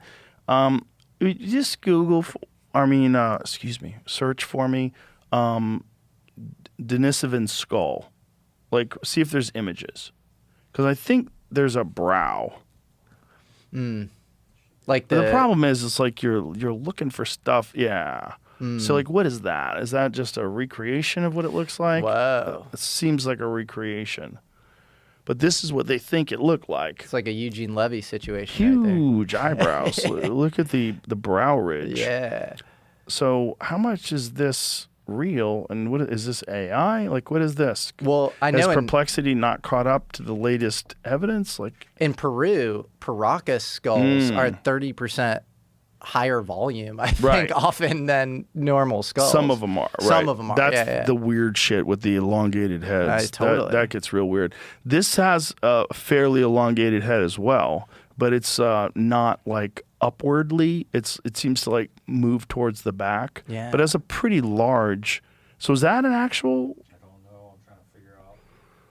So if that's an actual Denisovan skull, it seems like Perplexity is relying on older data or older papers. Because I do think that this is part of why they're saying that they think they might have been much larger. What's going on? This is natural history. What is being This is a eaten? hyena bone. That they were eating hyena bones? See, like, it just pulled this picture off of this website. I don't know if... Okay, fossil evidence of a mysterious southern Denisovans This is yet to be found. a replica of a Homo erectus cranium, so... Okay, That's that's where from you're falling down. Indonesia. I know, but I'm just saying this picture showed up in the... Right. in So here, that's what that is. was. But what is that image of the prominent brow ridge? Like that one, yeah. I know. What's that? I'm trying to track it down. That's coming from a Nature article that I couldn't get into because it was paywalled. So if they haven't found this much, then I think based off of the pictures I'm seeing, they probably built it off of this tooth they found. And then expanded out to the ear because there's a little picture of a tooth right there. But Right. I don't know. So that seems like a jawbone that they found. So if it turns, and again, we're talking about something that's recently discovered. They only knew that this thing existed 16 years ago, which is really a part of the problem with this whole term fossil record. You know, we like to think of the fossil record as being a library. It's not. No. It's like it's really limited in terms of like how many things that die leave fossils. It's a tiny fraction. Same with the archaeological record. It's the same thing. Well, at least the archaeological record, we have physical stuff. Like But it- we can look at, Sacsayhuaman. We can look at the pyramids. We don't really know what happened and who built it, but at least there's like physical stuff there that defies explanation. But if you have a cataclysm, Right. Right. And That's- we that is- probably did during the Ice Age, Yeah, more than likely. More than likely. The idea that we didn't have a cataclysm seems silly at this point. It seems like there's so much physical evidence. And it's almost like the longer we go, the more hominids we find, and the longer we go, the older things get archaeologically. Yep. And it's actually predictable. Like, it makes sense that both of those would be the case. Like, obviously, Yeah. our abilities to like map and have sensors and like figure this stuff out is increasing, and lower in the sediment layer of any sort of dig is going to be like older stuff. Yes. So archaeology is 200 years old. Literally, the know. discoveries of the Babylonian cities 200 years ago, That's and so Assyrian crazy. cities. Yeah. Have you seen, I think he's an Italian guy. There is a new paper that's being published about the dating of the pyramids, and he's relying on erosion evidence. Yeah, I think relative erosion method. Yes. Donini, I think is his That's name. exactly him. Yeah. And he pushes it way back. Yeah. He pushes it back as recently as, I want to say like 16,000. And then the high end is 35,000 That's plus. right. Yeah, it's crazy. Which is like, wait, what? Yeah. What are you talking about? Yeah, like, yeah. this is a 35,000-year-old building? Like, what does that even mean? Like, who? Speaking of, did you see that they retracted this? Oh, Filippo Biondi. Yeah. Yes, he contacted me about this. He's very upset. Yeah. They retracted it without an explanation, without any justification. I'd like to call it nuanced take is that I don't think he's lying. I don't think he's a fraud, but I think that he needs to just open source his method. Because basically you have this synthetic aperture radar Doppler tomography, which is synthetic aperture radar is a known technique for, radar imaging, and it radar images at like very fine resolution. And then you have this ability to measure micro vibrations that transmit into the satellite signal. The thing that is only his and only his, is this Biondi method, which is this software where he is able to deduce these structures, underneath the Earth based on that. So do I think he's lying about the Gran Sasso laboratory, which is, this other sort of, I think, particle accelerator national lab out there that he was able to like perfectly measure and 1.2 kilometers into a mountain. Yeah. I would really hope not, and I don't think so. But then at the same time, I think it's like, dude, you gotta, like, you're talking about like a Nobel Prize or something here. Like, just let it out. Like, you either have to get really, really rich and keep it closed source, or the preference that I would have, and I think that would be best for humanity, is just open source the thing. And, I think it's his life's work, so I think he's a little possessive around it. But that would be the one thing where I'm like, dude, just let it out, or let somebody else replicate it. Interesting, because they've used this method to identify structures that are known to exist, and right? Yeah, and I think what is it? The Osiris shaft, I think. Yes. Yeah, exactly. So it got the right dimensions, and if it's correct, if he's telling the truth about what it was able to deem from the particle accelerator when it was looking at the particle accelerator, it got the exact dimensions of it. It knew where it was, and so it's like, we need to dig. Yeah, we need to do something. Well, there's all those. That's the one thing that he brought up on the podcast. Those shafts that exist around there that have been filled up with debris and sand and dirt over time. That they need to clean that shit out and get down in there and find out, like, what is, because we know that there's all these subterranean tunnels and passages that are all around Egypt. Like, for sure they know that labyrinth exists. Yes. That Herodotus discovered and that he talked about in great detail. They know from ground penetrating radar these great chambers in there. Even Zahi Hawass will admit that there are tunnels underneath the Sphinx. Right. So, like, I think more likely than not there is something underneath the pyramids. Yeah. And then we just have to dig. We got to get down there. And if you're Egypt and you're the Ministry of Culture, that's the most GDP boosting thing you could think of. God. Could you imagine if both, what's the other guy's name? The Italian guy, the erosion guy? I think Donini. Donini. Yeah. If Donini and Biondi, first of all, what a great fucking Italian duo. Like, if these two guys from Italy have cracked two different things, one of them with erosion science and the other one with ground penetrating Doppler tomography, if those guys are correct, you're going to have like a gigantic group of new people that want to come and check out Egypt. That would be so awesome. Yeah. But you have to get past these gatekeepers of the timeline. The gatekeepers of the timeline really want to insist that 2500 BC is about as good as it gets. Yeah. And it's like, it's all good. It's the land that modern Egypt is on. Like, that, it's fine. Like, you can sort of like take pride in the fact, even if it's older and it's not necessarily like, it's still Egypt. It's still Egypt. It's That's amazing. What's really dumb about the critics of these theories. They all want to attribute it to a bunch of different people. Like you and I are fucking alien kooks. Yes. And we're not trying to. We're saying, like, no, it's probably people had a super advanced civilization in that part of the world a long time ago. Yeah. And what you're getting is multiple generations of people after the fact trying to recreate some of these ancient structures, and that these ancient structures probably predated whatever civilization existed at 2500 BC. Yeah, and you have to throw spaghetti at the wall. Like, it's your duty to speculate, because the conventional narratives don't make any sense. At all. At all. And you have people grasping as far as there's a French guy, Jean-Pierre Houdin, who is like, civil engineering chops, and he's talking about like an external ramp, but then an external ramp would, the incline would be too high for these, megaton bricks, blocks. So then you end up with an internal ramp as well. So it's like that is like the best explanation, right? Conventionally.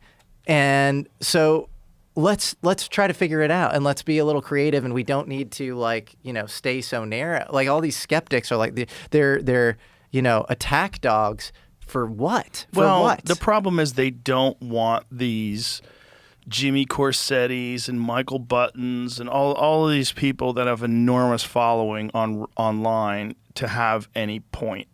They don't want that. They want to dismiss them outright, which is why they always use the same pejoratives. They always call them racists, and the white supremacy is one that they've attached to Graham, which is hilarious because he's married to an Indian woman. I mean, the whole thing is so stupid. So crazy. I mean, he's the most non-racist person you're ever going to meet in your life. He's just completely open-minded, and also that doesn't take away all the factual data.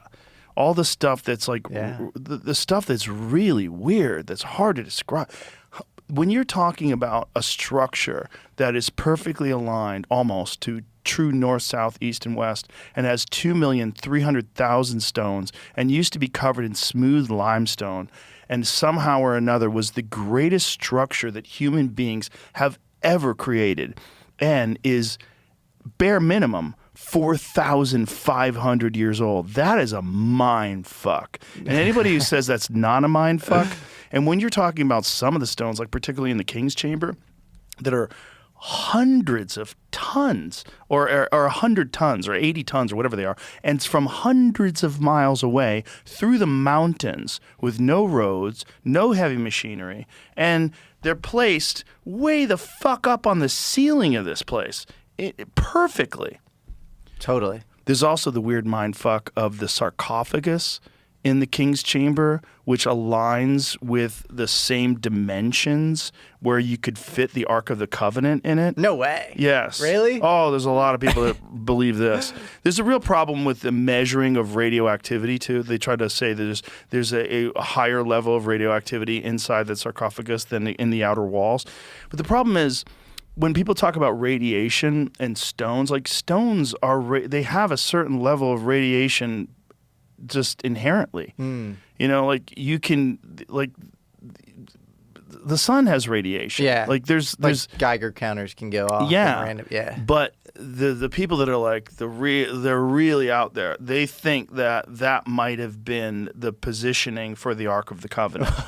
And that it measures, like if you look at the Bible's description of the dimensions of the Ark of the Covenant, it fits conveniently inside the sarcophagus in the King's Chamber. Whoa, that's crazy. It is crazy. What's also crazy that Graham believes that the Ethiopian Bible and these Ethiopian religious people who have supposedly this group of people that are supposed to watch over the Ark of the Covenant, and that they are in possession of it, and that these people that watch over it, they all develop cataracts, and they can only do it for a little while, and then they wind up dying. So they have like short tenures as the watchers of this whatever the fuck this object is that they're calling the Ark of the Covenant. Stories of their faces getting mangled if they walk inside. He was so afraid. This was actually, I think, one of his first articles for like a magazine before he got into all this stuff. Is how it got him into it in the first place. Got into it in the first place. You know, another crazy story is, I think it's Sir James Bruce was looking for the Ark of the Covenant, and he found the Book of Enoch, but he was searching for the Ark of the Covenant. Whoa.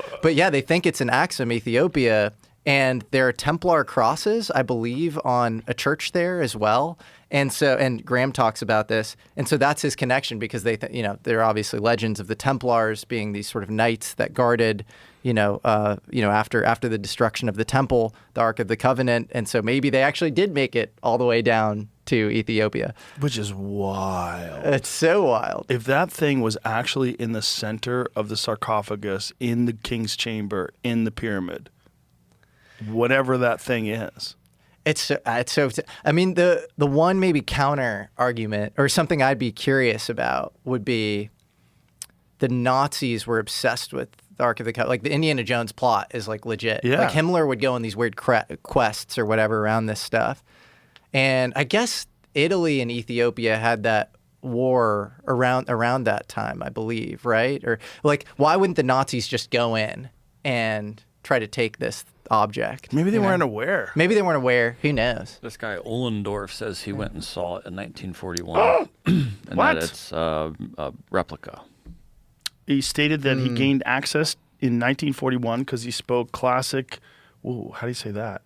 Ge'ez, and appeared serious. However, he asserted the box inside was empty and described it as an empty middle to late medieval replica rather than the true biblical artifact.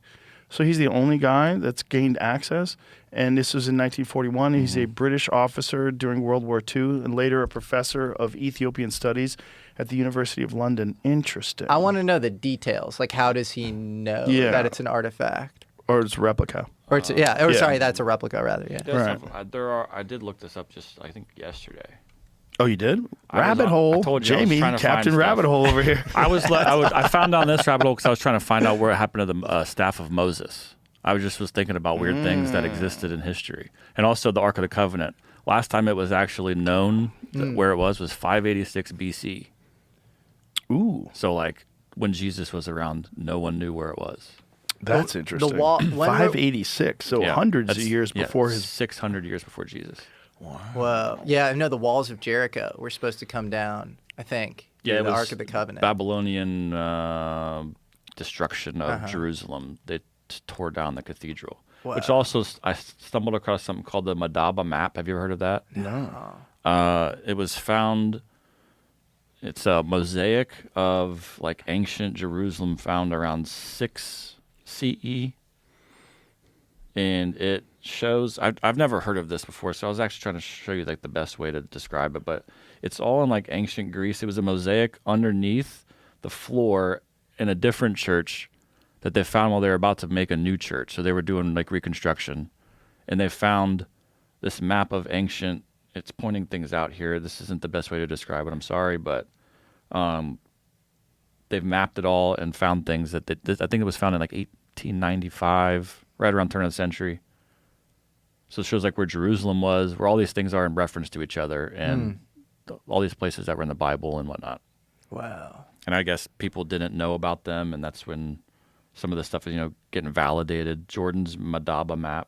That's what it looks like? That's the actual image of it? It's really, I mean, it's Whoa. old school, I guess, tiles and little pieces of fragments of different things that is artistic, was covered up probably multiple times. So wild. Well, then there's the weirdness of the Ark of the Covenant. And the dimensions match this object that's on Mount Ararat, which is exactly where supposedly it landed in the Bible. What? Yeah. Really? Yeah. There's a bunch of people that firmly believe that this object on Mount Ararat, is that the Moses' staff? No, this one is. So it turns out, I don't know if this is real. This is where the rabbit hole was getting real weird here. It's in a palace in Istanbul, I believe, where there's other relics. It's like the Palace of Relics or something like that. There's the sword of the prophet David from 10 BC.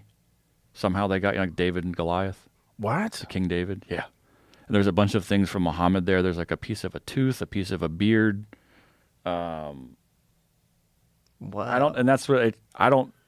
To say it's not real, I don't know. It just looks like a stick. But the biblical descriptions of it are that it turned into a serpent at one point.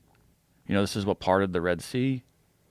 Go to the Mount Ararat stuff, because the Mount Ararat stuff is really weird. There's even like a whole touristy center that you can go there where they describe it as being the landing spot of Noah's Ark. But apparently what's weird is the analysis of the ground underneath it, and that there's organic material that aligns with the dimensions of the boat. No way. Yeah, Whoa. it's really weird. Well, just the object itself, like whatever the fuck Oh, this that is in is eastern up there. Turkey. It's Yeah. it's on Mount Ararat. I heard about yeah. Just the dimensions itself, fucking weird. Like, what is that thing that's up there? And so when they analyze it, like you see, it has like what appears to be chambers, and then also what appears to be the remnants of some sort of organic material, which would be wood, that was used in construction of this thing. That's so. There was something recent about it, though. See if you can find like news. Go to news. This is what I thought I saw. I saw this, and I don't. I just seen this video where someone's inside and they're claiming this has got to be a claim because I don't know how they got here. and where this video came He's from. going. This is Yeah, the like they same went guy who in made there, the like, in a UFO tunnel, video. and like they're showing. I think when you get down here, they That's show it. like That's pieces it. of wood, That's Noah's dick. or it looks right like there. wood, Yeah, he's showing pieces of wood. or what looks. I mean, it's. Noah Ark scans. God, how much wood is left from 2,000 years ago, or more? Yeah, I How right? saw much the can piece be? on Instagram, I think, where it was not the entire 45-minute video. There or was whatever. some news of the analysis of that I saw online. April 22nd, this is my bad. Researcher believes Noah's Ark found in Turkey after new underground scans. Yeah.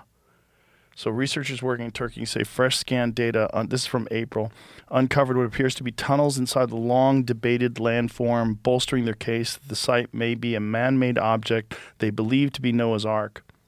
I do believe this is real, decayed, buried remnants of Noah's Ark, the famous ship, and we're doing our best to convince the skeptics and show the world this site. The tricky thing is for carbon dating, you do need organic material. Oh, yeah.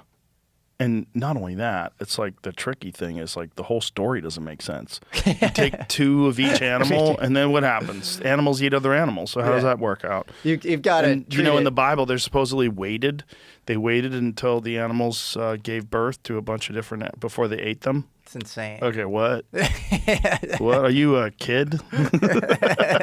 It's this like, I mean, it literally sounds like, you know, like a child wrote a story. It's very, very goofy. But then you get into the fact that there are like 400 or so flood myths across disparate cultures, some of whom never had contact with one another. Yes, definitely. And then you also get into the idea that it's not maybe the whole world that flooded. It's this immediate area. And that this idea of he took two of each animal, maybe he just took enough animals so he could sustain agriculture afterwards. And these other animals did not go extinct. Yep. And then maybe the story over time becomes he got fucking giraffes walk there from Africa. Like, where are you getting horses? You know, how are you getting eagles? Like, how are you getting everybody on this thing?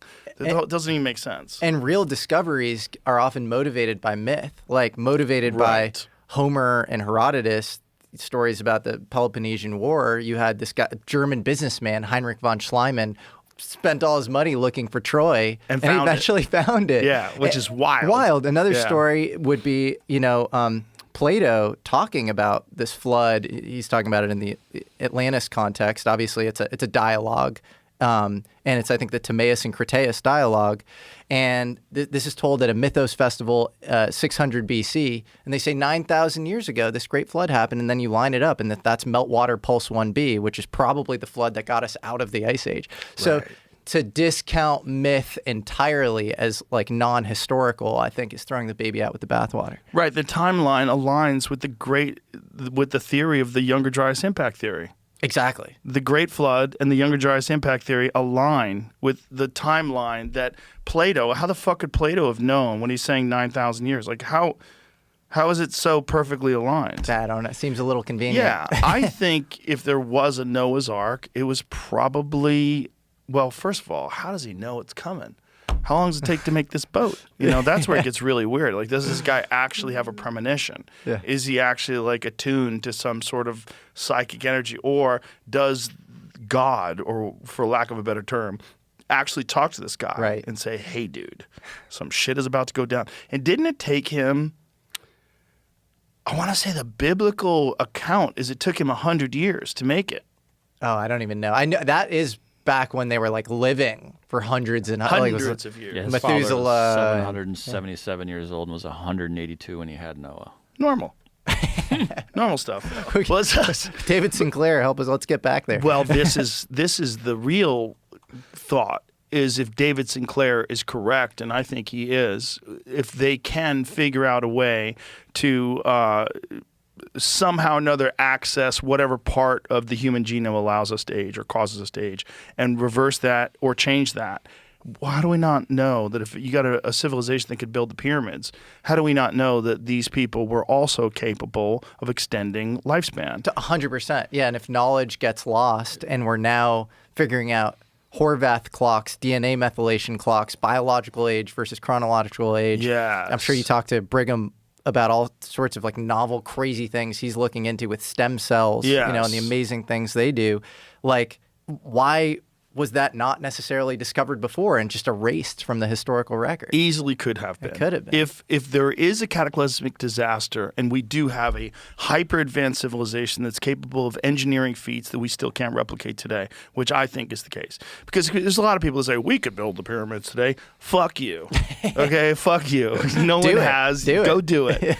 Go do it. Shut your mouth. The biblical account, Noah and his family were in the ark for about a year, often calculated as roughly 370 days. Wow, they were in that boat for a fucking year? That's crazy. Bro, that sucks. You think those guys are stuck in Iran have it bad? Genesis dates their entry to the 17th day of the second month of Noah's 600th year, and their exit on the 27th day of the second month of his 601st year. It rained for 40 days and 40 nights. How long did it take him to build the ark? It says 120 years. Does not give a precise construction time. The commonly repeated 120 years is a traditional interpretation of Genesis 6:3 rather than an explicit statement that construction itself lasted 120 years. Well, it's all, you know, when you're getting into ages like that, what's really weird is it's not just the Christian Bible or the Old Testament or that has these long extended lifespans. That's where you get really weird, because both the ancient Egyptians, when, you know, the Zepteti, and then when you get into the ancient Sumerian kings list, like you go the further back, these motherfuckers were living thousands and thousands of years, reigning for thousands of years. And then after the flood, you start seeing ages align with modern human ages, which is really weird. Really weird. Yeah. It's like, okay, what? And so the way archaeologists dismiss it, they say, "Oh, that was just myth." Okay, but you're along with this myth, particularly with the Sumerians, you have actual historical kings that had actual historical reigns that are depicted in the same texts. So, like, what's going on? 100%. And I think natural selection is a real theory. There are people who like deny it, and I think it is a locally extremely useful, legit theory. But there's a great philosopher of science called Karl Popper, and he had this whole thing he called them materialist promissory notes, where you have issues in evolution, natural selection, you have punctuated equilibria, this sort of rapid speciation in the fossil record, things that are very hard to explain, and we just like to fill in the gaps. And we don't know. You know, there was actually a really interesting German guy named, I think it was Richard Goldschmidt, and he had this idea he was an evolutionary theorist, and he had this idea of hopeful monsters. And so you'd get these mating between interspecies. So, you know, a mule would be a good example, or like a tiger and a lion, like a liger.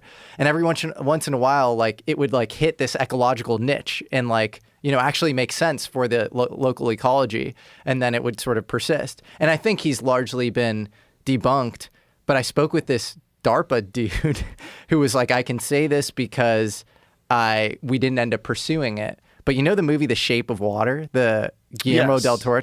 He was like, at one point we were thinking about stuff like that, like interspecies. Yeah. And I don't know if it was like humans and other species, but it was like inspired by this guy, Richard Goldschmidt. Well, you know, the Russians were considering making a hybrid between a human and a chimpanzee for war. That's great. I know Putin's talked about killer dolphins. No, this was, God, was it World War II? It was World War II, right? So it was World War II. Who was it? Was it Stalin?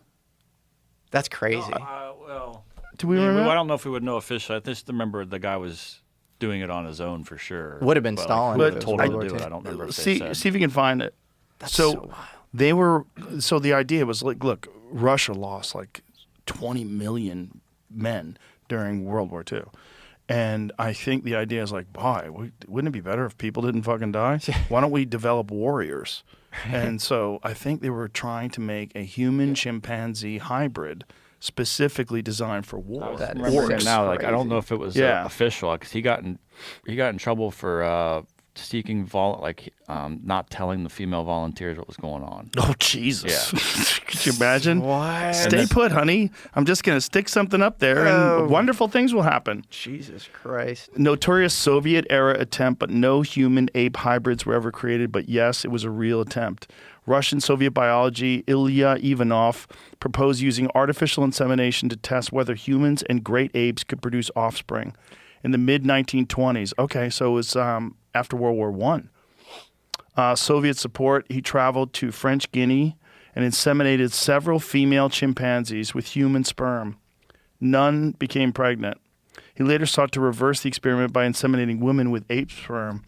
Historical accounts indicate he considered doing so without consent in Guinea, but colonial authorities blocked the plan.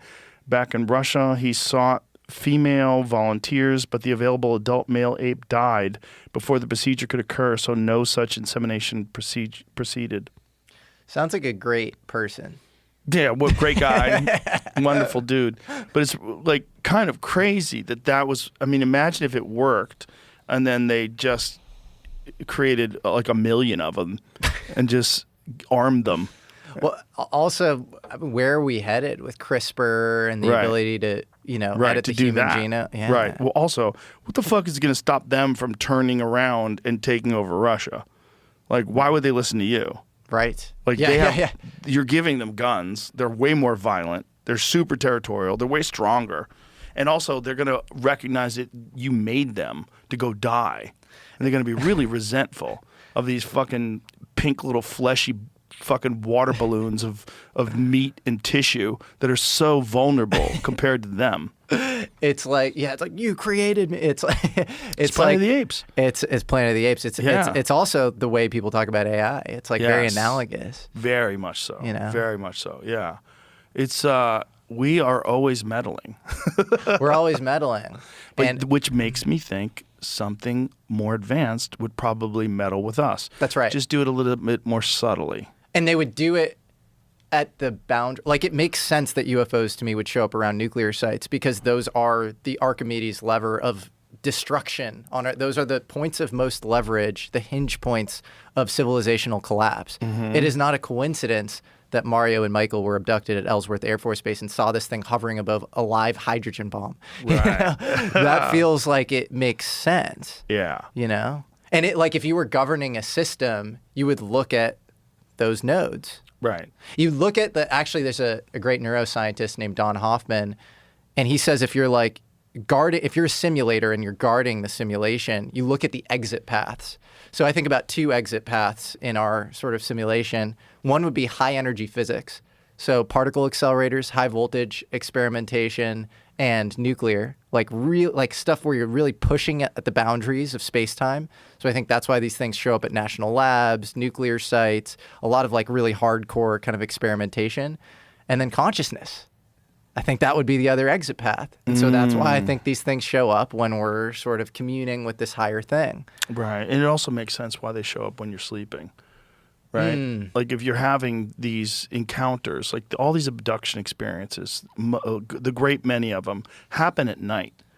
Right? Yeah, and it's an open question as to why is it evolutionarily adaptive for us to sleep? Right. It doesn't really make sense. It's terrible.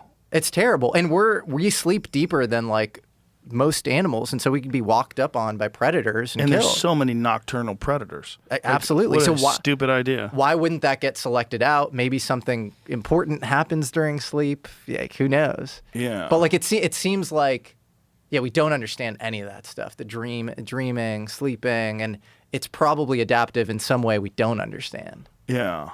And like, what is happening when we're sleeping? I told you about my crazy dream. The one crazy dream that I had that still to this day it's very foggy now because it's months and months after the fact. But the day of that dream, I was shook. I was really shook.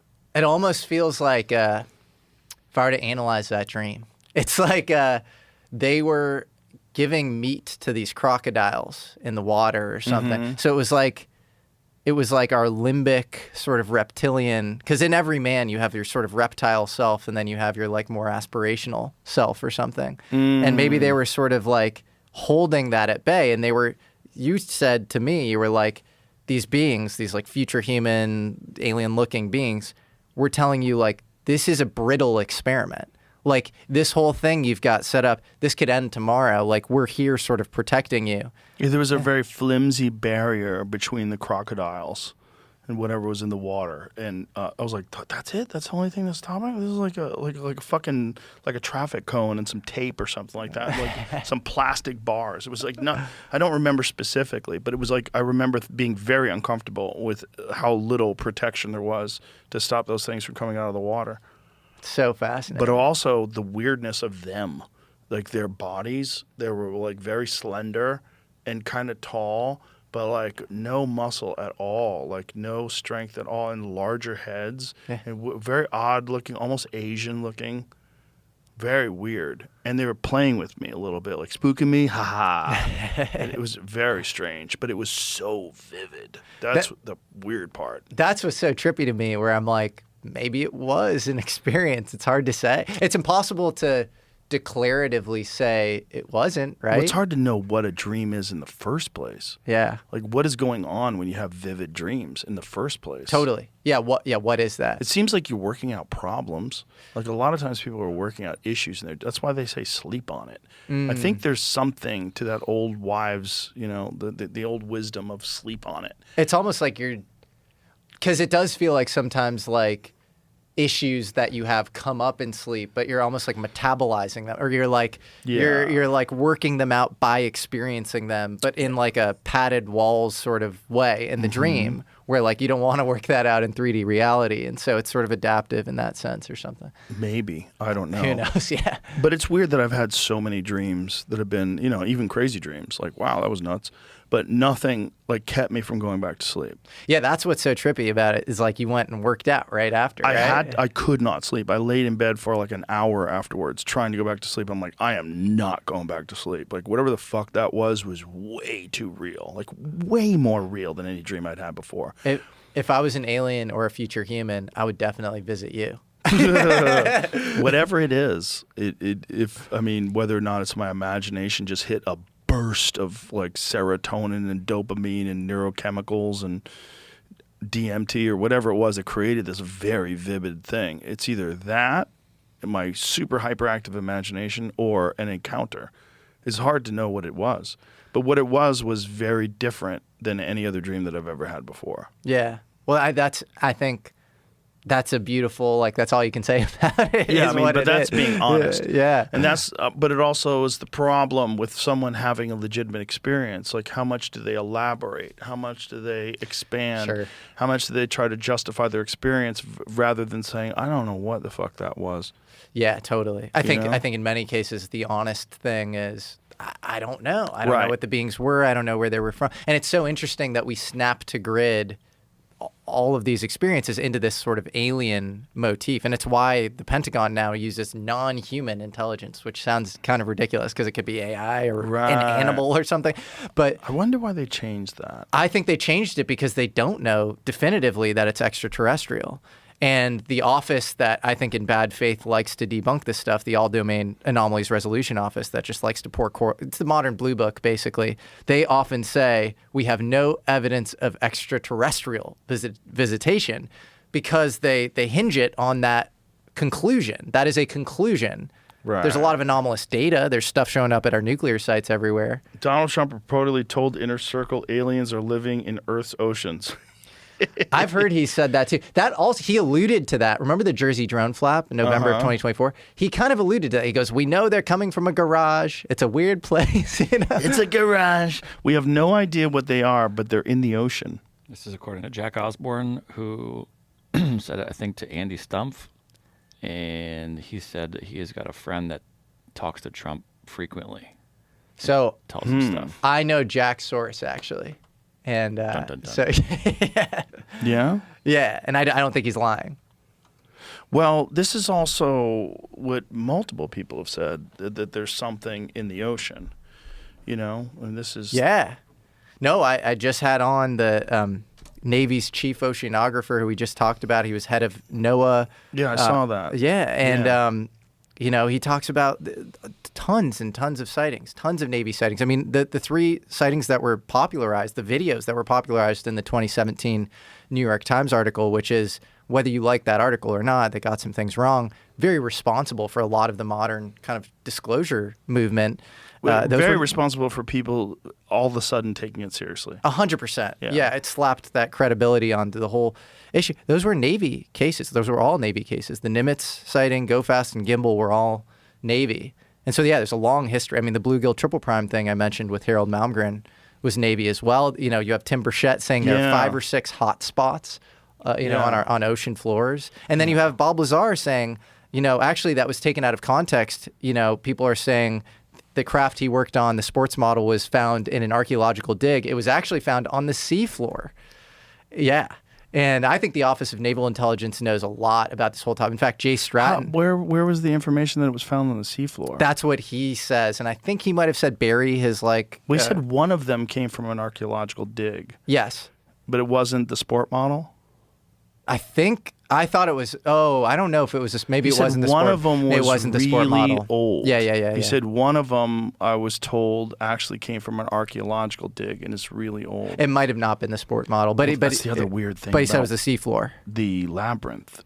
What that is it? Herodotus described. There's a tic-tac. There's a 40-meter long tic-tac shaped metallic object that's inside of some sort of an atrium that's underground.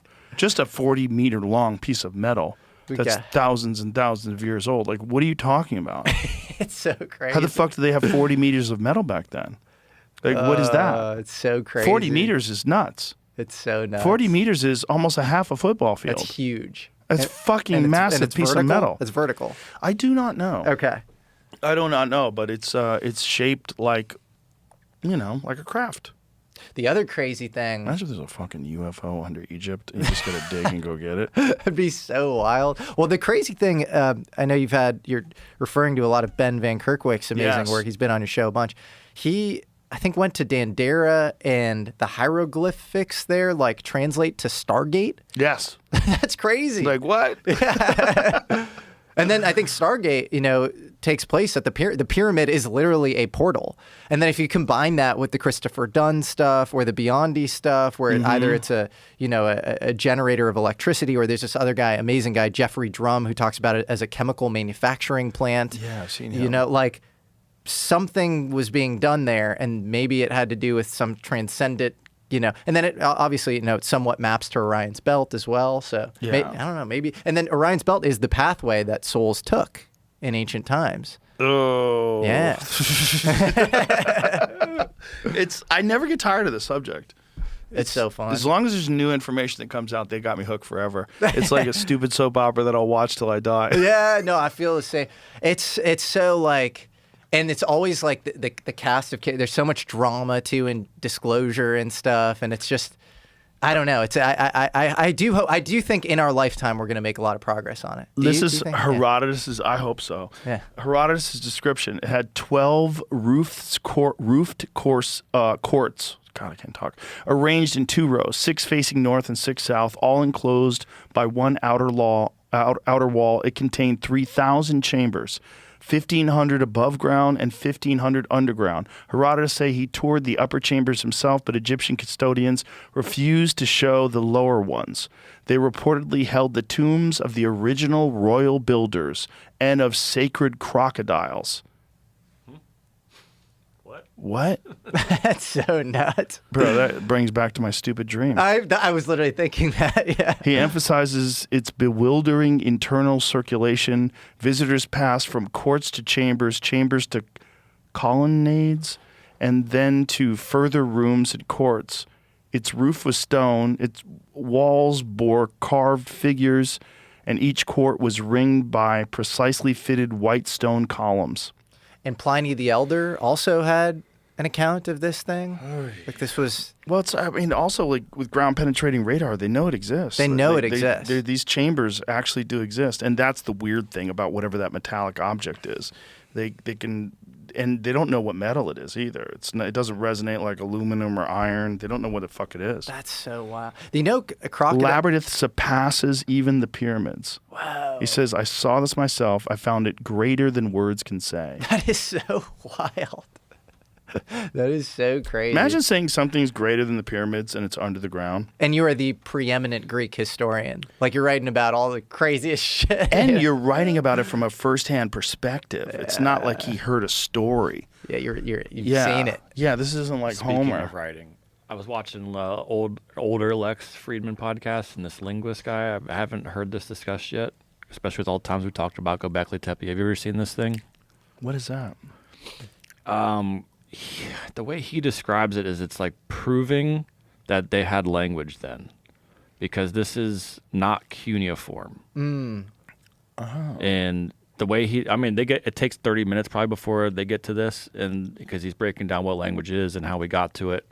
And he gives a very crazy explanation of language I had not heard, which it's like writing down sound.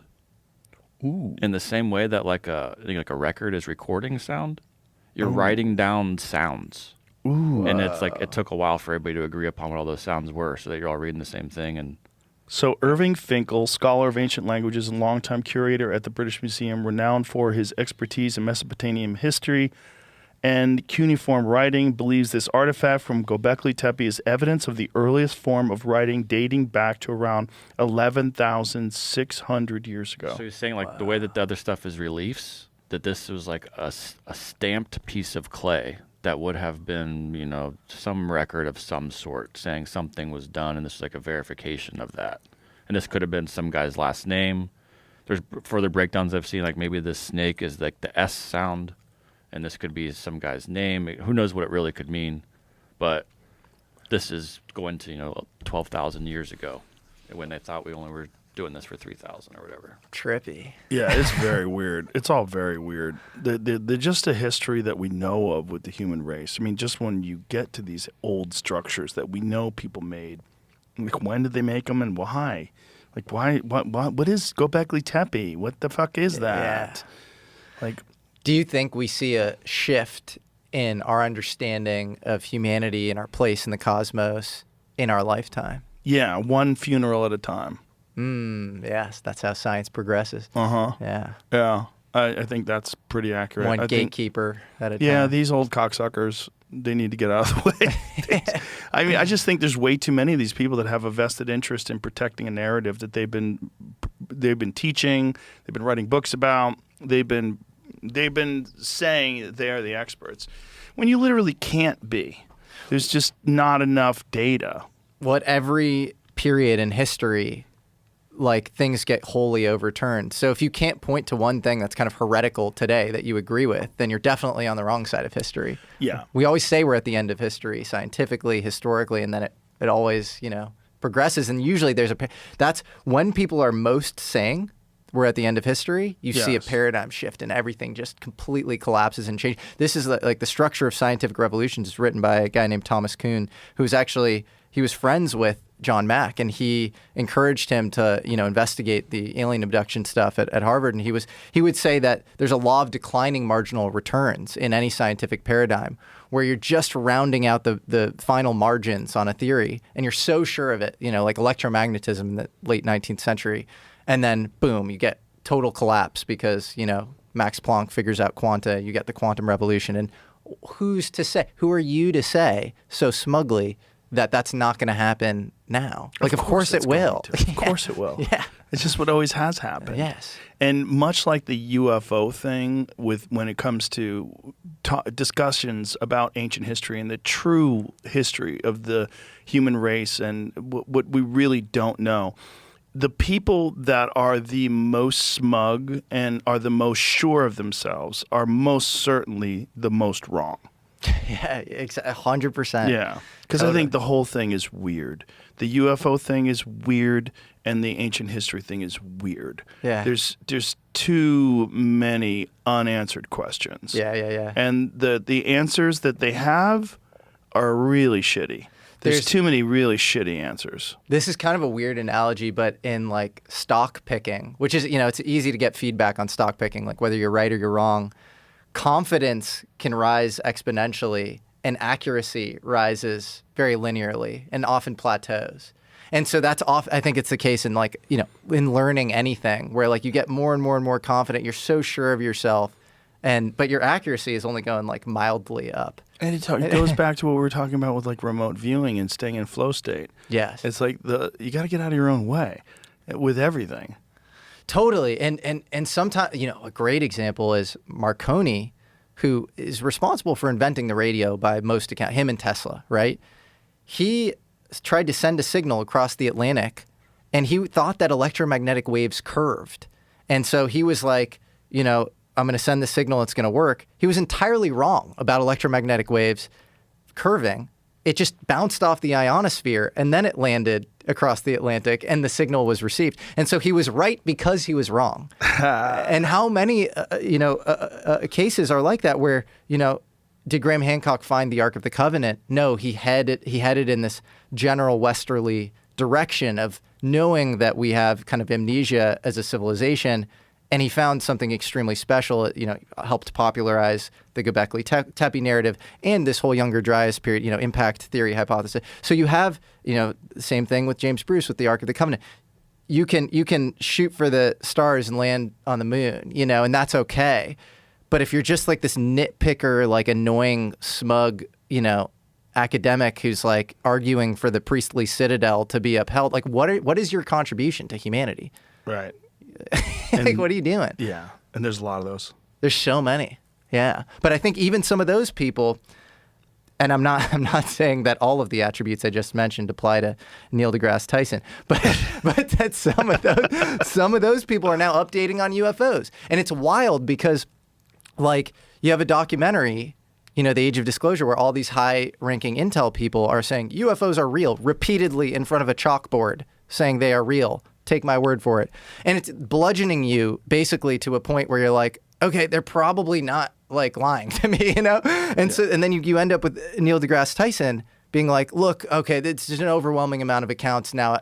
I'm, I do think there's probably something here, and we should look into it. And it's like, dude, you weren't doing science before. Yeah. Well, is all it took a documentary? That doesn't make any sense. No, it's criticism. Yeah. He's responding to overwhelming criticism of his intellectual capacity for reason. That's right. Yeah. Because I think, like, when he was on the podcast with me, I got very upset with him when he was like, why would they be interested in us? And I told him, I go, that one drives me crazy. And I tried to explain why it drives me crazy, and he kept interjecting. And I'm like, okay. Yeah, just stop. Just stop with that idea that we're not interesting. We're territorial apes with nuclear weapons who fucking send FaceTime videos to people on the other side of the planet.